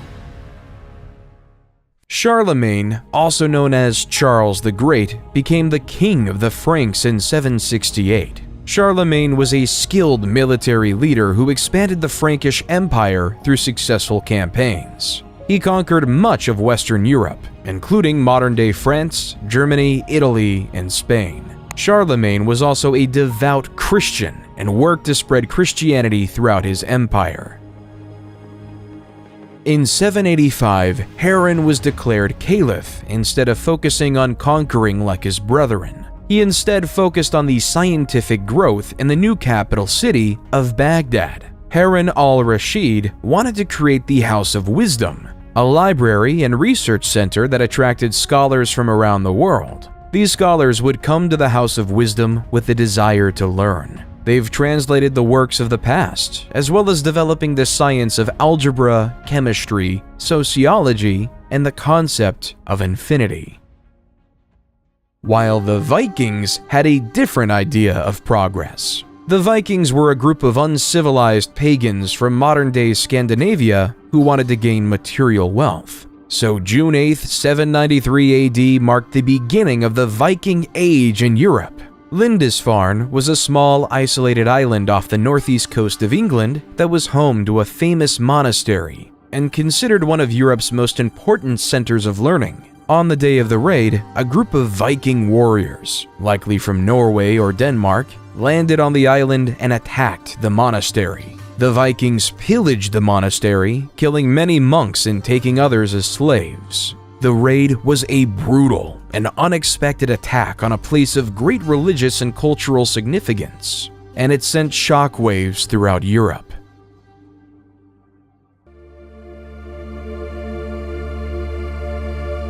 In 799, in Rome, Pope Leo III was attacked by a faction of Rome who believed that the Pope was guilty of tyranny and serious personal misconduct. So Pope Leo III ran away to the Frankish kingdom. After this, Charlemagne and his Frank army provided an escort for the Pope and restored him to the papal office. But yet, the power of the papacy was being questioned, with many people wanting it to go away, which caused Charlemagne to go to Rome in late 800 to fight for his Pope. For his loyalty, on Christmas Day in the Basilica of St. Peter, Pope Leo III placed a crown on Charlemagne's head, declaring him the new Holy Roman Emperor, creating a new Roman Empire, the Holy Roman Empire, or at least the first rendition of it. Under Charlemagne, the foundations of a genuinely great empire were forming, but once Charlemagne died in 814, the new empire was bludgeoning with problems. His son, Louis the Pious, 788 to 840, inherited an empire filled with problems. Many of his own citizens viewed him as a strong Catholic who was well-intentioned but was incredibly weak and unable to do anything. As the Vikings continued their raids along the Rhine River, attacking Holy Roman Empire cities such as Cologne, Trier, and Mainz, Raiding various Catholic monasteries and destroying religious artifacts caused fear and hatred among his citizens. Why would anyone trust a leader if they can't stop barbaric pagans? So, various local leaders started to focus on defending their land rather than relying on the central government for defense, hence beginning the process of independently recreating the Chinese system of feudalism. At this time, people would willingly farm on lands, giving up their freedom to these local leaders to protect them from the Vikings, creating the basis of a new system of feudalism. While the Holy Roman Empire might have been fighting with the Vikings and the Byzantines were fighting with the Arabs, in 820, a group of Arab raiders landed on the island of Crete. Over the next several years, Arab forces gradually gained control of the island, overcoming the resistance of the Byzantine defenders. The conquest was completed in 827, and Crete became part of the Arab Empire. The conquest of Sicily and Sardinia followed a similar pattern. In 827, a large Arab fleet landed on Sicily, and Arab forces quickly gained control of much of the island. They then moved on to Sardinia, which fell to the Arab invaders in 828. In the Holy Roman Empire, once Louis the Pious died in 840 AD, so did the Charlemagne Empire. The infighting between family members grew, leading to the Holy Roman Empire being divided between three family members in the famous Treaty of Verdun. In the west, the formation of the West Frankish Kingdom was given to Charlemagne's grandson, Charles the Bald, in modern-day France. In the East Frankish Kingdom was given to another grandson, Louis the German, which was obviously settled in modern-day Germany, while the Middle Kingdom was given to Charlemagne's eldest son, Lothair. However, being squeezed in between the West and East Frankish kingdoms gave the Middle Kingdom a short lifespan and was practically irrelevant. The Vikings weren't just a problem for mainland Europe, they were pillaging everything in mainland England. So in 871, the new king of Wessex, Alfred the Great, rose to power with one thing in mind: keeping everyone safe. Alfred built a network of fortifications known as burhs, designed to protect his people from Viking attacks. He also developed new military tactics and strategies and fostered alliances with other Anglo-Saxon kingdoms. Unlike in Great Britain, though, the Vikings were actually invited to Russia. According to Russian legend, the tribes in Russia were tired of dealing with political strife, so they invited the Varangians, a sect of Vikings, to establish order and a government over there. Hence, Rurik came with his two brothers to the city of Novgorod, and using the Vikings' famous force, they were able to establish order in the city, declaring Rurik as their new king, creating the Kievan Rus dynasty. Under the military leadership of Oleg, one of the Rurik kingsmen, the Kievan Rus started establishing Smolensk and Kiev in modern-day Ukraine, creating the forefront of Russia today. While back in England, expanding upon his grandfather Alfred the Great's alliance network, Athelstan was declared King of Essex. Athelstan was able to get all the Anglo-Saxon kingdoms to work together to fend off the Vikings of the British Isles. He was declared to be the first king of England due to his ability to navigate alliances and keep everyone safe, beginning one of the longest monarchies in human history. While the East Frankish kingdom was facing a similar problem, the pagan Magyars were attacking everyone across the kingdom, leaving the kingdom to live in fear. However, King Otto of the East Frankish Empire was able to defeat the pesky Magyars at the Battle of Lechfeld in 955. Then, in 961, he could fully conquer all of the kingdoms of Italy, restoring Christendom to all the former pagans. So in 962, Otto I was coronated to Pope John XII in Rome to be the new Holy Roman Emperor. In France, though, the West Frankish kingdom was struggling, because in 987, King Louis V, a direct descendant of Charlemagne, died at age 20 without leaving an heir to take over their dynasty, leaving the French monarchy in peril. So the French aristocracy had an election between Hugh Capet, a noble with extensive lands in the region of Isle-de-France, and Charles, Duke of Lower Lorraine. With the support of Adalbero, the Archbishop of Reims, Hugh Capet became the first king of France, starting the Capetian dynasty. However, at this time, the typical person in Europe was always living in fear. Every civilization was on the verge of conquering. They've all become land-hungry and were willing to fight for it. So across Europe at this time, every civilization started to entrench their society in the ideas of feudalism, leading to another social pyramid. At the bottom lay the serfs. Their job was to farm the land and ensure everyone was fed. Then came the knight, who provided protection for the people. Then came the nobles, who ruled over a specific territory, owning the land. Then came the kings, as previously mentioned, who gave lands to the nobles. But all the way at the top was the Pope, because the Pope could speak directly to God and had God-given ownership of all the lands.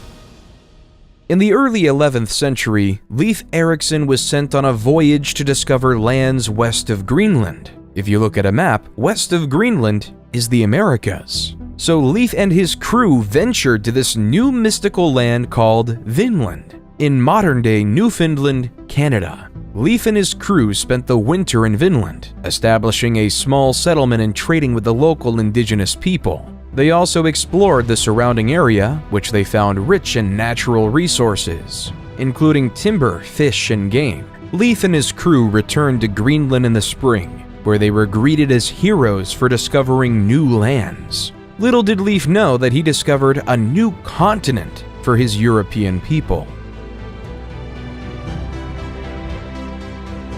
Though significantly less is known about the Americas, some historians believe that at the time, a similar type of expansion happened in the American continent, like in Europe. Sadly, we just don't have the historical records from this unique period. We know that the Mayans down in South America were building the impressive cities of Tikal, Palenque, and Chichen Itza, having a population of anywhere between 2 and 10 million. We also know that there were various tribes across the north, including the Cherokee, the Navajo, and the Inuits. The Inuits are most likely to have interacted with Leif's fleet.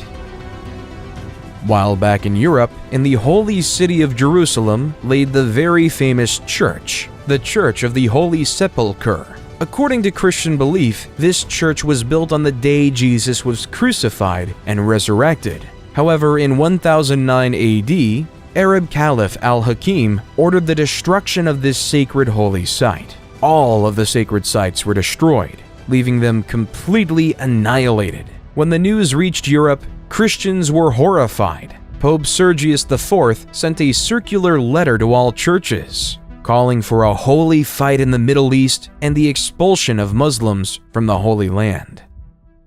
But yet the Arabs of the Abbasid Caliphate would actually be expelled by another before Jerusalem.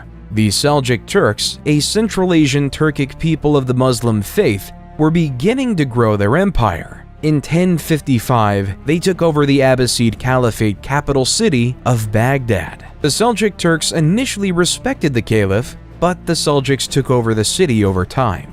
In 1076, they captured Medina, followed the next year by the capturing of Mecca, the holiest city in Islam.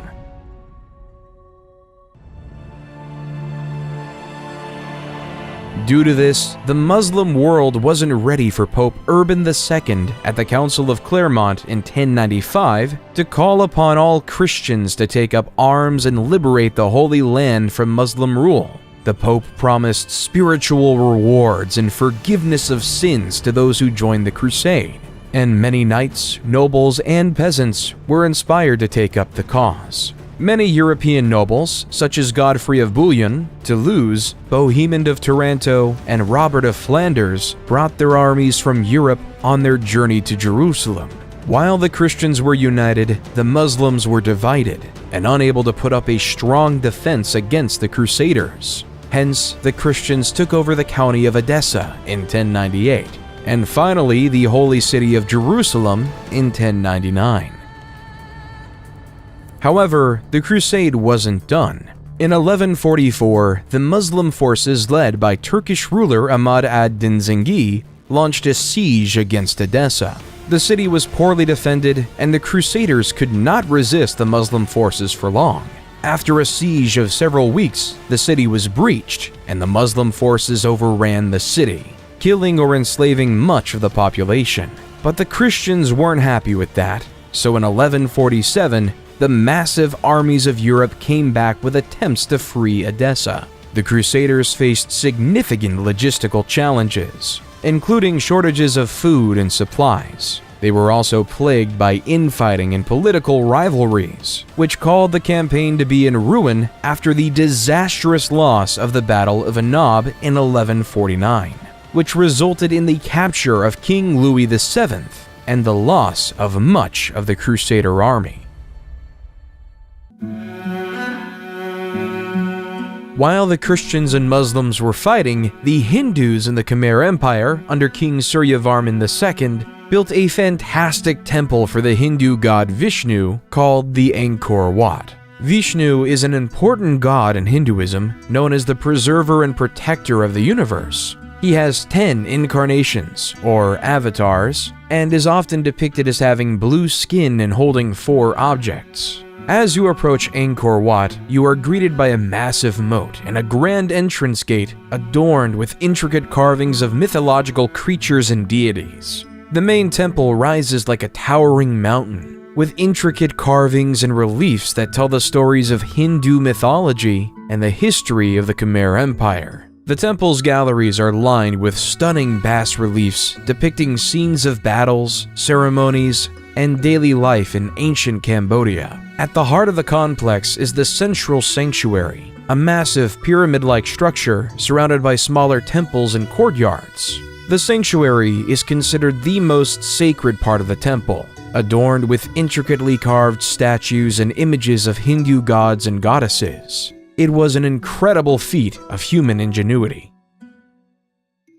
But yet in 1187, the Muslim commander from Egypt, Saladin, became fed up with the Christian rule of Jerusalem. So he declared a holy war across the Muslim world in order to reconquer Jerusalem from the Christians. The battle occurred on a scorching hot day in the hills near the Sea of Galilee. Saladin's forces numbered around 20,000. The Crusaders had a much smaller force of around 12,000 knights, soldiers, and civilians under the aptly named king, King Guy. The battle began with skirmishes between the two sides, but soon escalated into a full-scale engagement. Saladin's forces could use their superior cavalry to encircle the Crusaders, who could not break through the Muslim lines. The heat and thirst soon took a toll on the Crusaders, who were weakened and disoriented. The Muslim forces took advantage of the situation. They launched a fierce attack, breaking through the Crusader lines and capturing many knights. King Guy and a small group of knights were able to escape the battlefield. Still, the majority of the Crusader army was destroyed. The loss of the battle was a severe blow to the Christian forces in the region, and it paved the way for Saladin's conquest of Jerusalem. But the Christians weren't going to allow that. So, guess what happened? Another crusade. This time, the 3 most powerful monarchs at the time, Emperor Frederick I of the Holy Roman Empire, King Richard I of England, and King Philip II of France, sent their best armies to reconquer the holy city of Jerusalem. However, all the force in the world couldn't retake Jerusalem from the grips of Saladin, leaving the Third Crusade to be a failure.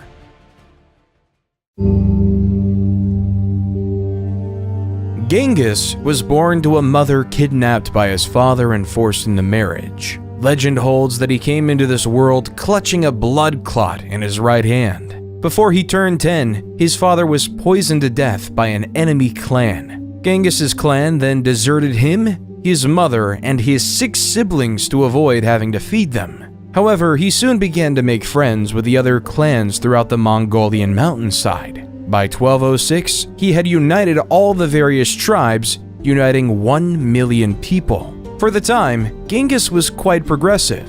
He made it illegal to sell and kidnap women, banished the idea of enslavement of any Mongol, and even allowed freedom of religion. When it came to war, though, Genghis was as barbaric as the next one. His first campaign was against the Shisha kingdom in 1209. His army of mostly cavalrymen on horses quickly outnumbered and destroyed the kingdom. His next target was the Jin dynasty in China. From 1211 to 1214, the outnumbered Mongols ravaged the countryside, causing food shortages, resulting in the Jin army killing tens of thousands of their own peasants just so their elites could live.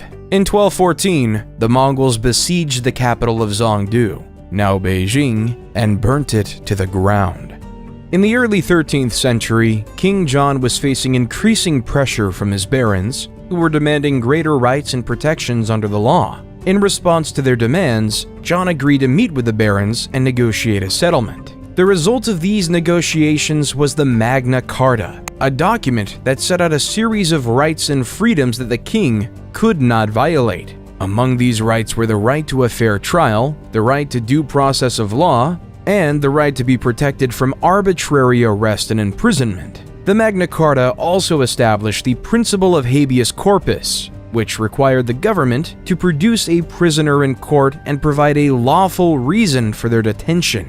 This principle has been a cornerstone of modern legal systems around the world.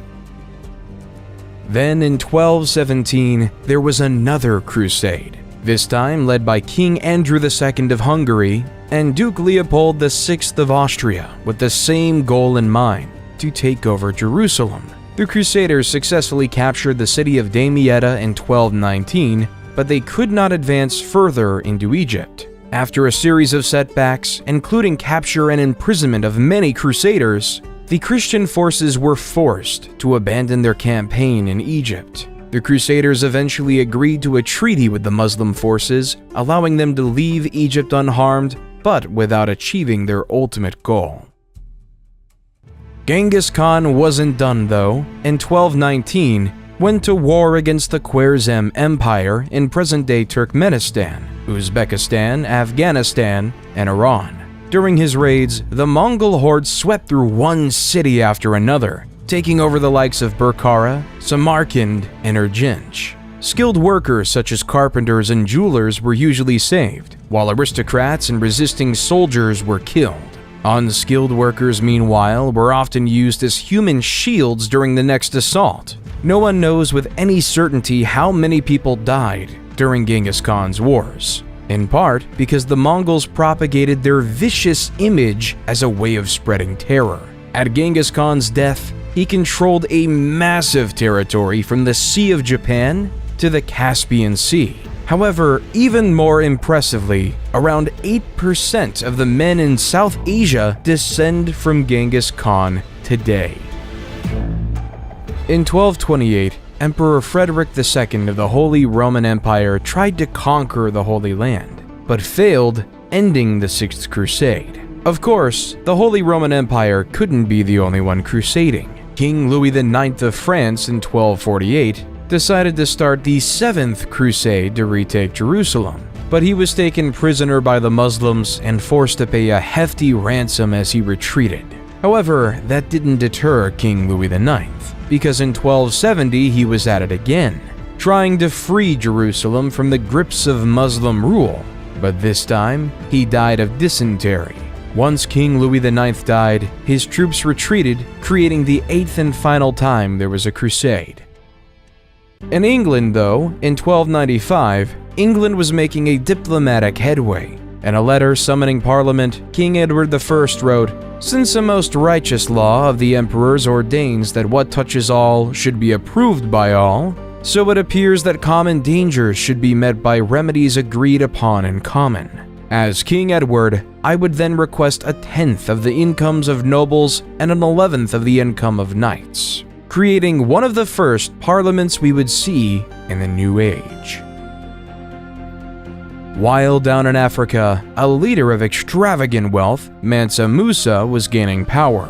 On his famous Hajj, a religious Muslim pilgrimage to Mecca that every Muslim should make at least once in his life, Mansa Musa, with his caravan of camels and an army of scholars, gave vast amounts of gold to any poor person he saw, hence crashing all of the economies in northern Africa due to the inflation of gold. When Mansa Musa returned to Mali, he made it his life purpose to make Timbuktu the Muslim capital of knowledge. So Mansa Musa invested heavily in building the University of Sankore. Various Islamic faith scholars quickly made their way to Sankore to study Islamic theology, law, and literature with over 1 million manuscripts. Mansa Musa was also a very religious man with a policy that he commissioned a new mosque every Friday. However, sadly though, only the Djinguereber Mosque in Timbuktu stood the test of time.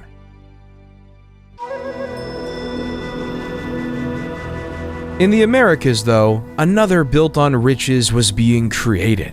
As Aztec legend has it, the god Huitzilopochtli directed them to build where they saw an eagle perched on a cactus, eating a snake. When they saw this exact scene on an island located in what was once Lake Texcoco, they interpreted it as a sign from their god, and founded Tenochtitlan on that island. As time passed, Tenochtitlan started to build impressive temples such as the Great Temple.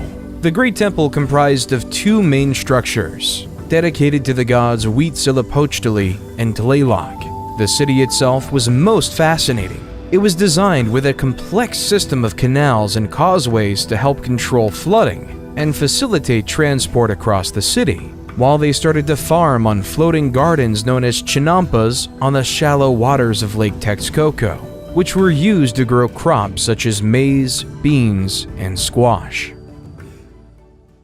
As Mali and the Aztecs were building their cities, England and France were in war for 100 years. The origins of the conflict lay with the status of the Duchy of Guyenne. In basic capitalistic terms, this was owned by the British Crown. However, the land itself was in France. The second reason was that the last direct descendant of Charlemagne, King Charles IV, died in 1328. So the next closest relative was Edward III, the King of England. So King Edward III claimed the rule of France in 1337, which was not liked by the French people. As the petty, erratic 100 Years' War raged on, the people of the world had to face a pandemic like no other. The bubonic plague. As the Italian poet Giovanni Boccaccio wrote, at the beginning of the malady, certain swellings either on the groin or under the armpits waxed to the bigness of a common apple, others to the size of an egg, some more and some less, and these the vulgar named plague boils. Historians believe this pandemic was spread by rats traveling through ships across Europe and merchants throughout the Silk Road. No matter how this plague was produced, around 75 to 200 million people died. With the death of so many people, especially the poor, landowners and nobles were required to allow farmers to keep more of the product they farmed, leading to more workers' rights. In China, though, a group of rebels known as the Red Turbans revolted against the Mongol rulers of China. The Red Turbans were led by a man named Zhu Yanzhong, born into a poor peasant family. Zhu built a strong following among the rebel forces, and eventually emerged as their leader. In 1368, Zhu declared himself emperor and established the Ming Dynasty, marking the beginning of a new era in Chinese history.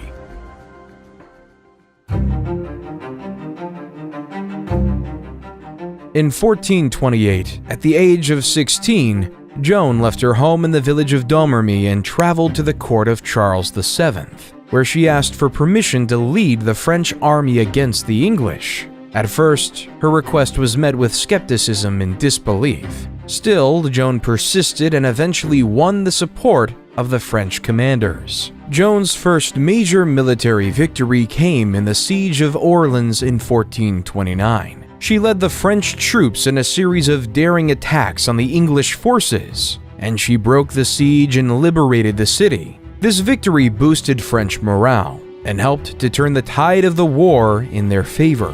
Over the next several months, Joan led the French army to victories against the English, including the Battle of Patay in June 1429. However, her success also made her enemies in the English and French court.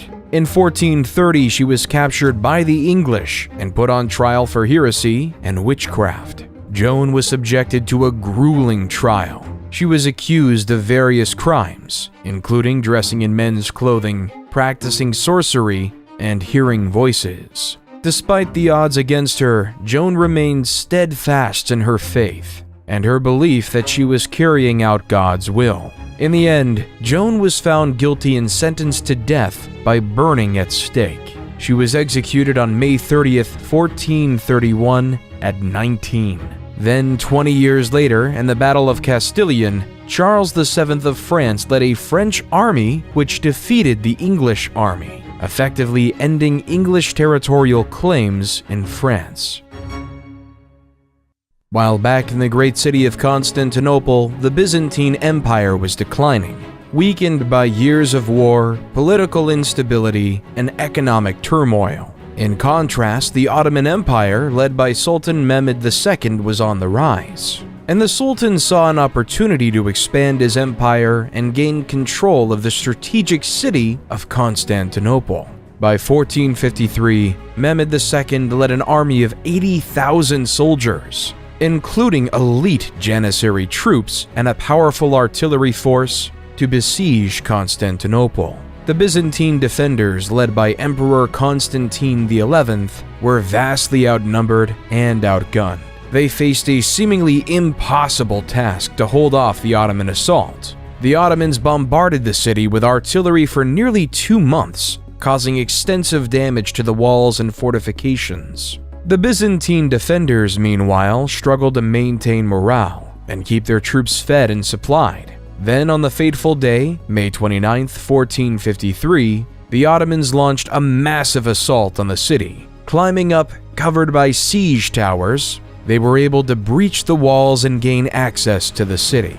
Despite putting up a valiant defense, the Byzantine defenders were overwhelmed, and the Ottomans were able to storm the city and capture the capital, causing the Great Byzantine Empire to fall. In 1453, all paths no longer led to Rome, and all traces back to the Empire of Caesar were erased. It was replaced by the beginning of utter Ottoman domination in the region, ushering in a new era of Turkish power and influence in the Mediterranean.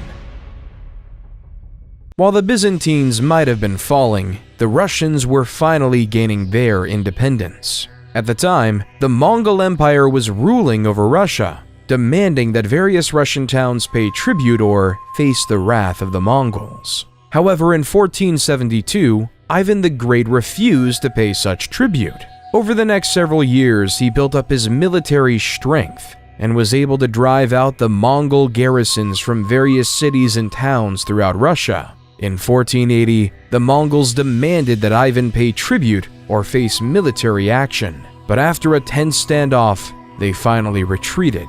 Ivan's victory was the beginning of a free Russia and the decline of the Mongolian Empire. Then in 1492, as Christopher Columbus sailed the ocean blue, the Europeans discovered the New World. Set initially on finding a path to India, instead he landed on an island in the Bahamas, which he aptly named San Salvador. When he and his crew set up camp, he met the Lucayans, skilled fishermen and farmers, who welcomed him and his crew and provided them with food and supplies.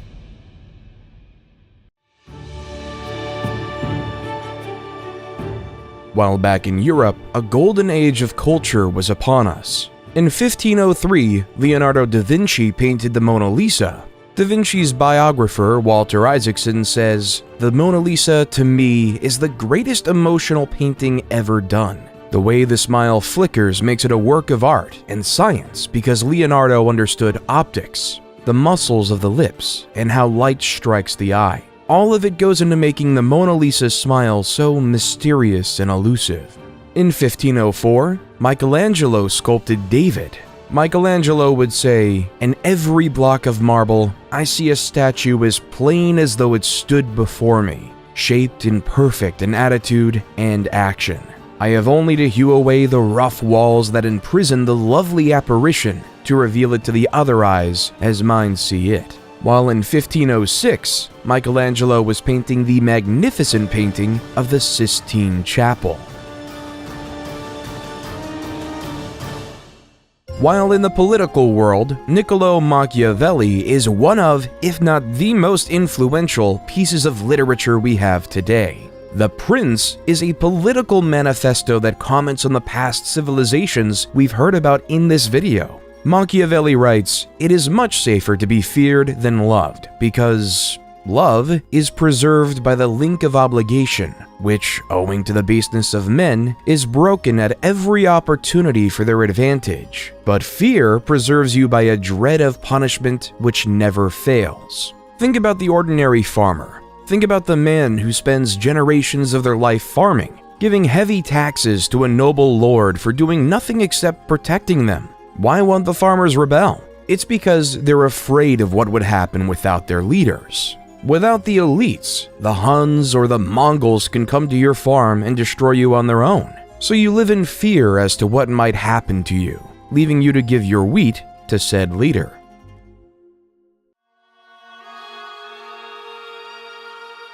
Martin Luther, though, didn't just report on the basics of human nature. Martin wanted to make a difference and was sick of the Catholic Church. At the time, the Catholic Church was selling indulgences, which were certificates that people could purchase to reduce the amount of time they would spend in purgatory after they died. Luther believed this practice was corrupt and went against the Bible's teachings, which emphasized the importance of repentance and faith over material wealth. In protest, he wrote a series of 95 theses, or arguments, challenging the Church's authority and calling for reform. On October 31st, 1517, Luther nailed his 95 theses to the door of the castle church in Wittenberg, which was a common way of announcing a public debate or discussion. Luther's 95 Theses sparked a debate within the church and among European scholars and theologians. Some people agreed with his criticisms of the church, while others saw him as a heretic and a threat to the established order. The beginning of Protestantism was upon us. In 1519, though, the Spanish conquistadors, under the leadership of Hernan Cortés, arrived on the Aztec shores. They were greeted by the Aztecs, who gave gifts of gold and silver of incredible wealth to the Spanish, as they believed that the Spaniards were emissaries of the god Quetzalcoatl. However, Cortés soon revealed his true intentions: to conquer the Aztec Empire and claim its wealth for Spain. Over several years, Cortés and his forces engaged in a series of battles with the Aztecs, marked by intense violence and brutality. The Spanish were aided by their superior military technology, including guns and cannons, and by the support of indigenous allies, who were the enemies of the Aztecs. Despite being vastly outnumbered, Cortés and his men made significant gains against the Aztecs, eventually laying siege to their capital city of Tenochtitlan. After months of fighting, the city fell to the Spanish in 1521, and the Aztec Empire was effectively destroyed. Then, following the strategy of Cortés, Francisco Pizarro led an expedition that conquered the Incan Empire in present-day Peru. Though the violence was authoritarian, the biohazards were even more demanding. The Europeans, due to having survived illnesses such as the bubonic plague and smallpox, developed immunity to many of these diseases that they've, one way or another, spread to the native people, essentially over time, killing them off.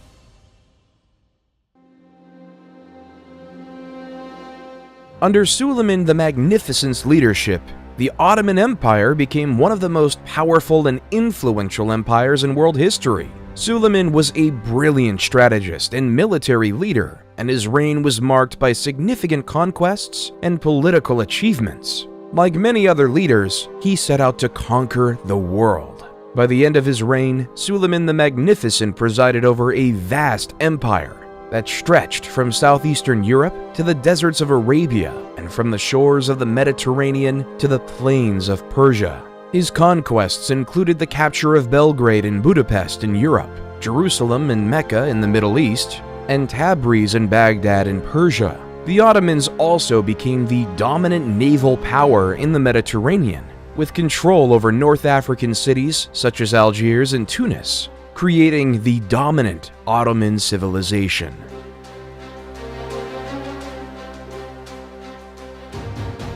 But yet, all things fall when one is in love, and the murder-happy King Henry had fallen in love with Anne Boleyn and was desperate to marry her. However, Catherine of Aragon was still alive, and the Catholic Church did not recognize divorce. Henry's solution was to break away from the Catholic Church and established the Church of England, with himself as the head. In 1534, Henry passed the Act of Supremacy, which declared that the king, not the Pope, was the supreme head of the Church of England, leaving the Catholic Church to be angry and excommunicate Henry VII, leaving a schism between the Church of England and the Catholic Church even today.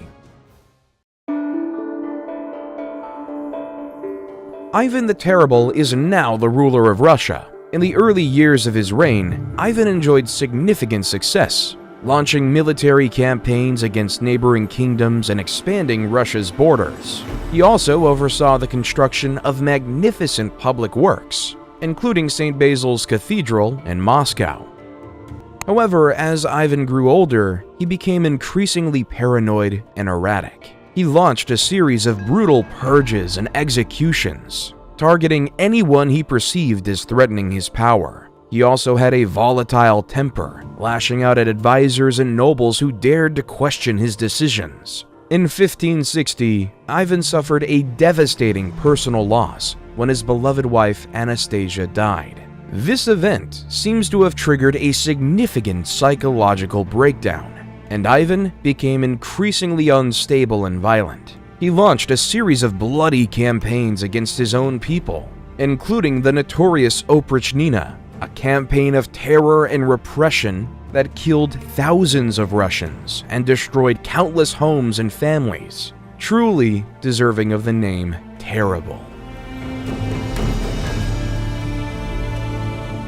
While Russia was going through that, England was on the rise with the start of the English Renaissance under the leadership of Queen Elizabeth I. Elizabethan playwrights dominated the scene, creating written words that were poetic in language and poignant in meaning.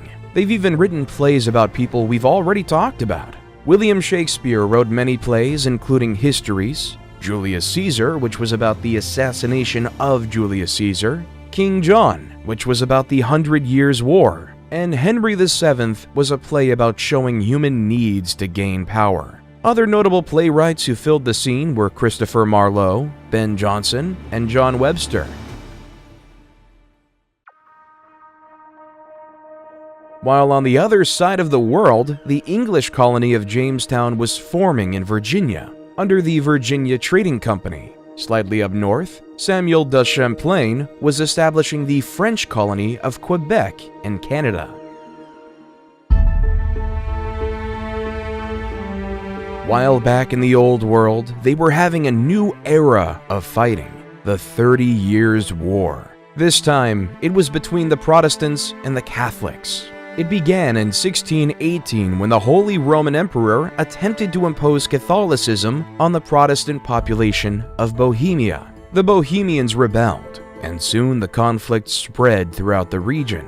Over the next 30 years, armies marched and counter-marched across Europe, leaving a trail of destruction and devastation. The war was characterized by brutal sieges, bloody battles, and atrocities committed by both sides. At its height, the war involved most of the major powers of Europe, including France, Spain, Sweden, and the Holy Roman Empire. It was fought along religious, political, and economic lines, with each side vying for dominance and control. The war finally ended in 1648 with the signing of the Peace of Westphalia. The treaty recognized the Dutch Republic's independence, established the individual state's sovereignty within the Holy Roman Empire, and ended the religious conflicts that fueled the war.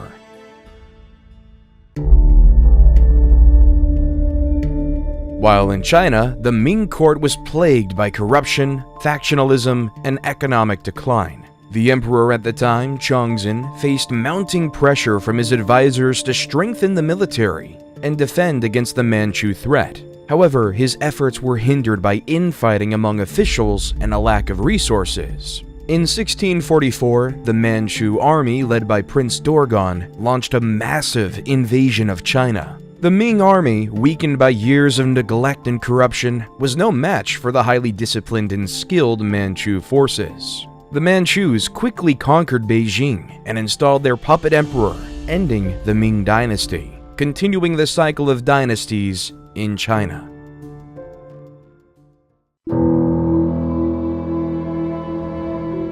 While in Spain, King Charles II died without having any heirs, creating a real political crisis of who should be the leader.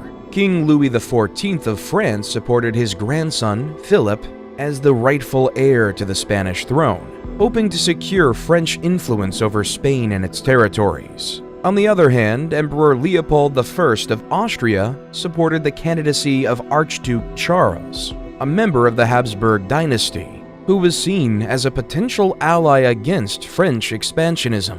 The conflict soon escalated into a major war, with many European powers taking sides and forming alliances. The principal belligerents were France and Spain against a coalition of Austria, Great Britain, the Dutch Republic, Portugal, and several other minor powers. The war ended with the Treaty of Utrecht in 1713, which recognized Philip as King of Spain, but required him to renounce any claims to the French throne and cede some territories to Great Britain and Austria. The Treaty of Rastatt, signed the following year, officially ended the war.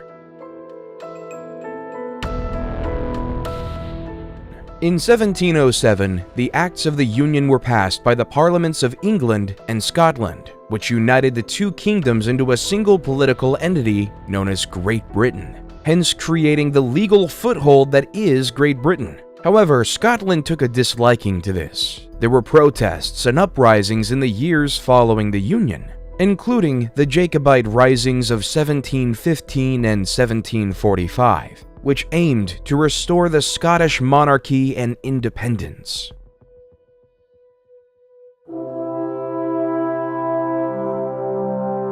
Then, on July 4th, 1776, a group of American patriots stood in a room in Philadelphia, signing a document that would say the words, "We hold these truths to be self-evident, that all men are created equal, that they are endowed by their Creator with certain unalienable rights, that among these are life, liberty, and the pursuit of happiness."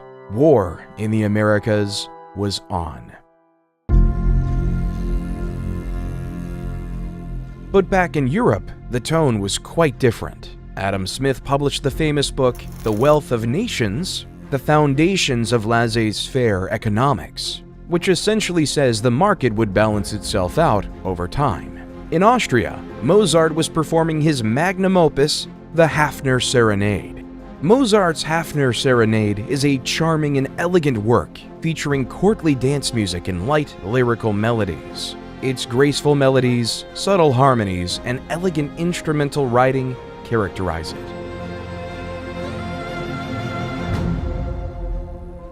As the war continued, King George III sent his armies of the masses over to America.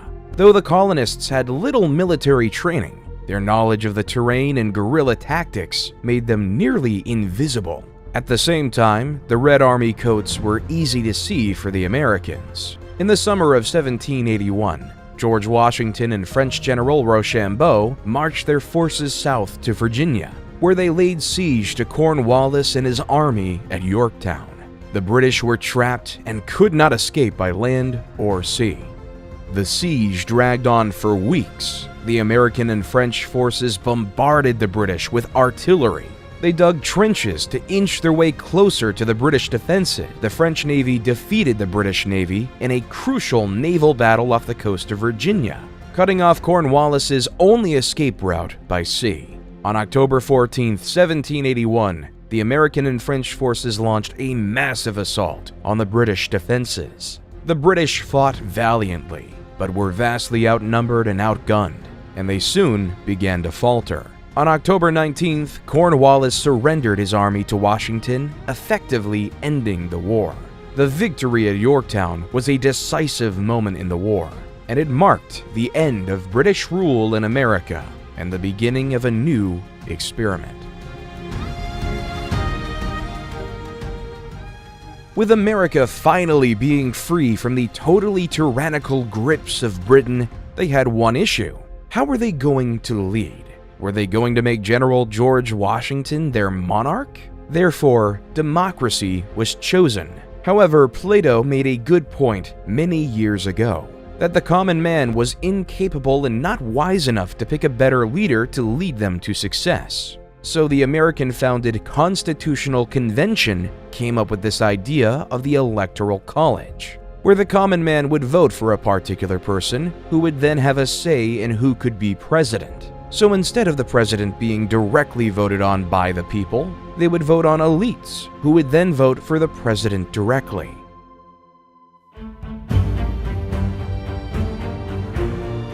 The French then noticed how well the American Revolution went. At the time, the French were ruled by King Louis XVI and his wife, Queen Marie Antoinette. As Queen Marie Antoinette told the peasants, "Let them eat cake," the people of France got together. They decided they wanted more say in how the country was run, and they formed a group called the National Assembly and started making new laws to give them more rights. One of the most famous events of the French Revolution was the storming of the Bastille. This was a prison that represented the king's power, and the people wanted to show that they were not afraid of him. They broke into the prison and freed the prisoners, which started a revolution throughout France. Many influential people lost their heads during the revolution, including King Louis XVI and his wife, Queen Marie Antoinette. The people were tired of being ruled by a king and queen who didn't care about them, and they wanted to create a new system where everyone would have a say. And the people of France voted in Maximilien Robespierre. In 1789, Robespierre was elected as a delegate to the Estates General, which was convened to address France's financial crisis. He quickly emerged as a leading voice in the National Assembly, advocating for the ordinary people's rights and opposing the aristocracy's power. As the revolution continued, though, Robespierre became increasingly radical in his views, advocating for the execution of King Louis XVI and the establishment of a republic. He was elected to the powerful Committee of Public Safety in 1793, tasked with protecting the revolution and rooting out enemies of the state. Under Robespierre's leadership, the committee launched a period of intense repression known as the Reign of Terror. Thousands of people were arrested, tried, and executed for crimes against the revolution. Robespierre became known as a ruthless and uncompromising figure. However, Robespierre's power began to wane as the people grew tired of the violence and the instability of the revolution. In 1794, he was arrested and imprisoned along with his closest allies. On July 28, 1794, Robespierre was taken to the guillotine and executed. The execution marked the end of the Reign of Terror and democracy for now in France. Instead, they moved to a directory. A directory is a government led by a 5-member executive council, known as the Directory, which was chosen by the Council of Elders. This legislative body was also part of the new government. The Directory was meant to serve as a moderating force, balancing the interests of the various factions that had emerged during the revolution. However, the Directory concept wasn't successful as well, so General Napoleon Bonaparte decided to overthrow the government and begin his conquests to take over the world. So off Napoleon went to conquer much of Europe, In 1805, Napoleon defeated a combined Austro-Russian army at the Battle of Austerlitz, solidifying his position as one of Europe's most powerful leaders. He then conquered much of the continent, including Spain, Portugal, and the Netherlands. In 1812, Napoleon invaded Russia with a massive army. Still, the campaign proved disastrous, and his forces were decimated by the harsh Russian winter. The defeat marked the beginning of Napoleon's downfall. In 1814, the European powers allied against Napoleon and invaded France, forcing him to abdicate his throne and go into exile on the island of Elba. However, he returned to France in 1815 in what became known as the 100 Days, and briefly regained power before being defeated by the British and Prussian armies at the Battle of Waterloo.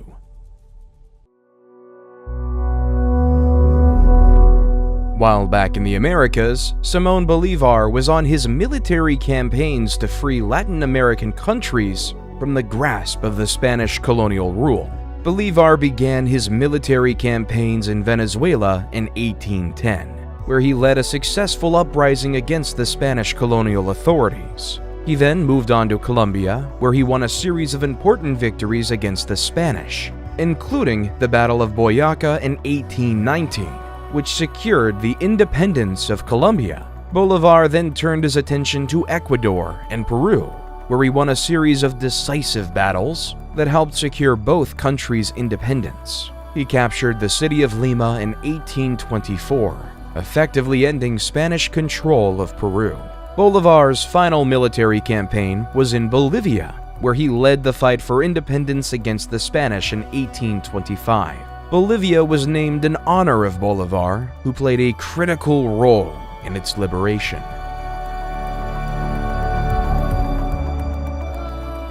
In 1848, two men had an idea that would spark debate worldwide.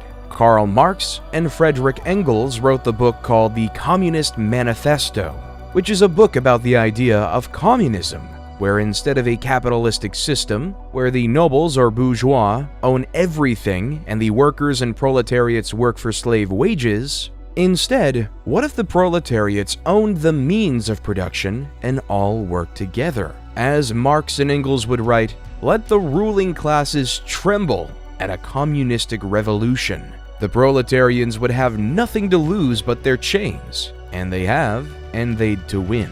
They would also write, the need for a constantly expanding market for its products chases the bourgeoisie over the whole surface of the globe. It must nestle everywhere, settle everywhere, establish connections everywhere.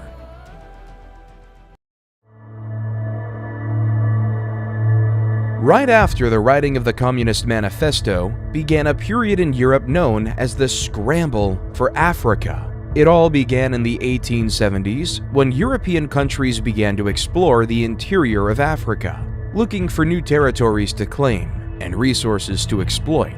At first, the European powers were cautious, sending explorers and missionaries into Africa to establish trade networks and alliances with local leaders. However, as competition increased, the European powers became more aggressive in their tactics. They used military force to establish colonies and protectorates, and they engaged in diplomatic maneuvering and propaganda campaigns to gain the support of local populations. One of the most ruthless tactics the European powers used was dividing Africa into artificial borders and creating new ethnic and linguistic divisions.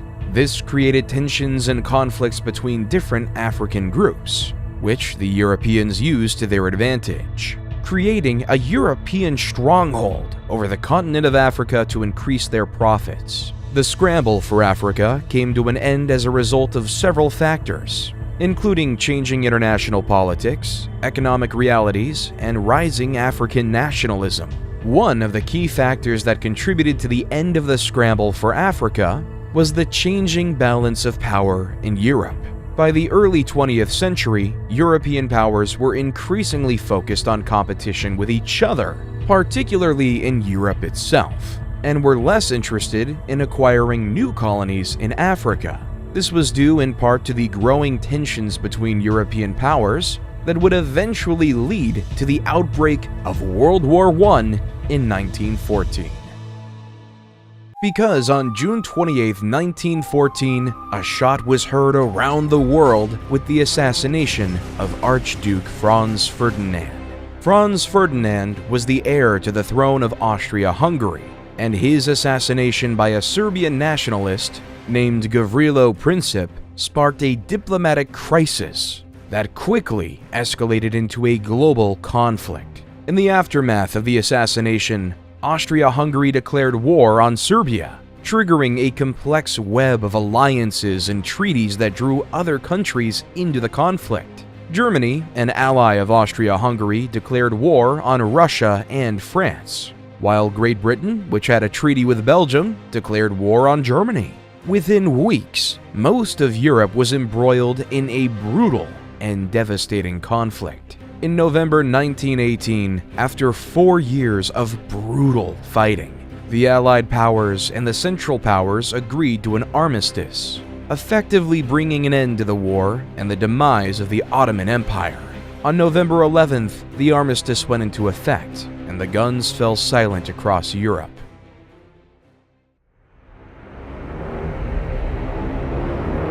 World War II. The peace was short-lived because a man named Adolf Hitler invaded Poland. Like Alexander the Great, Julius Caesar, Trajan, Attila the Hun, Genghis Khan, Napoleon Bonaparte, and Suleiman the Great, Adolf Hitler wanted to establish an empire for his nation and his people. Adolf had dreams of building an empire larger than anything that was ever created. He wanted to make the Roman Empire look like nothing.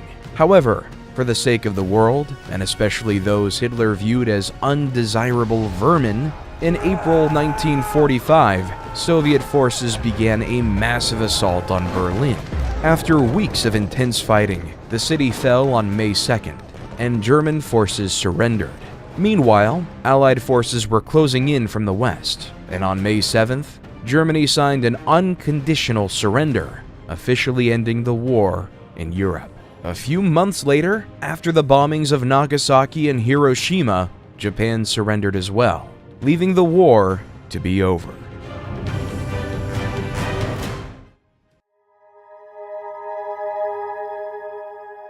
From World War II on, the world has faced a technological revolution. With Alan Turing's invention of the computer during the war, the world became global. For 50 years, America and the Soviet Union were at war, despite the fact that they were on two totally different continents. In 1969, Neil Armstrong landed on the moon, saying, "It's one small step for man, one giant leap for mankind." As the years on the world has become increasingly smaller, computers have become more affordable. Cell phones changed the way we communicated with one another. Let's go back to the story of a man named Gilgamesh on his quest for immortality. At the end of the poem, Gilgamesh realizes, life, which you look for, you will never find. For when gods created man, they let death be his share, and life withheld in their own hands. The history of human civilizations is an incomplete book, constantly being updated. Some things will never change. However, humans will always die. Empires will always rise and fall. The masses will always clamor towards safety.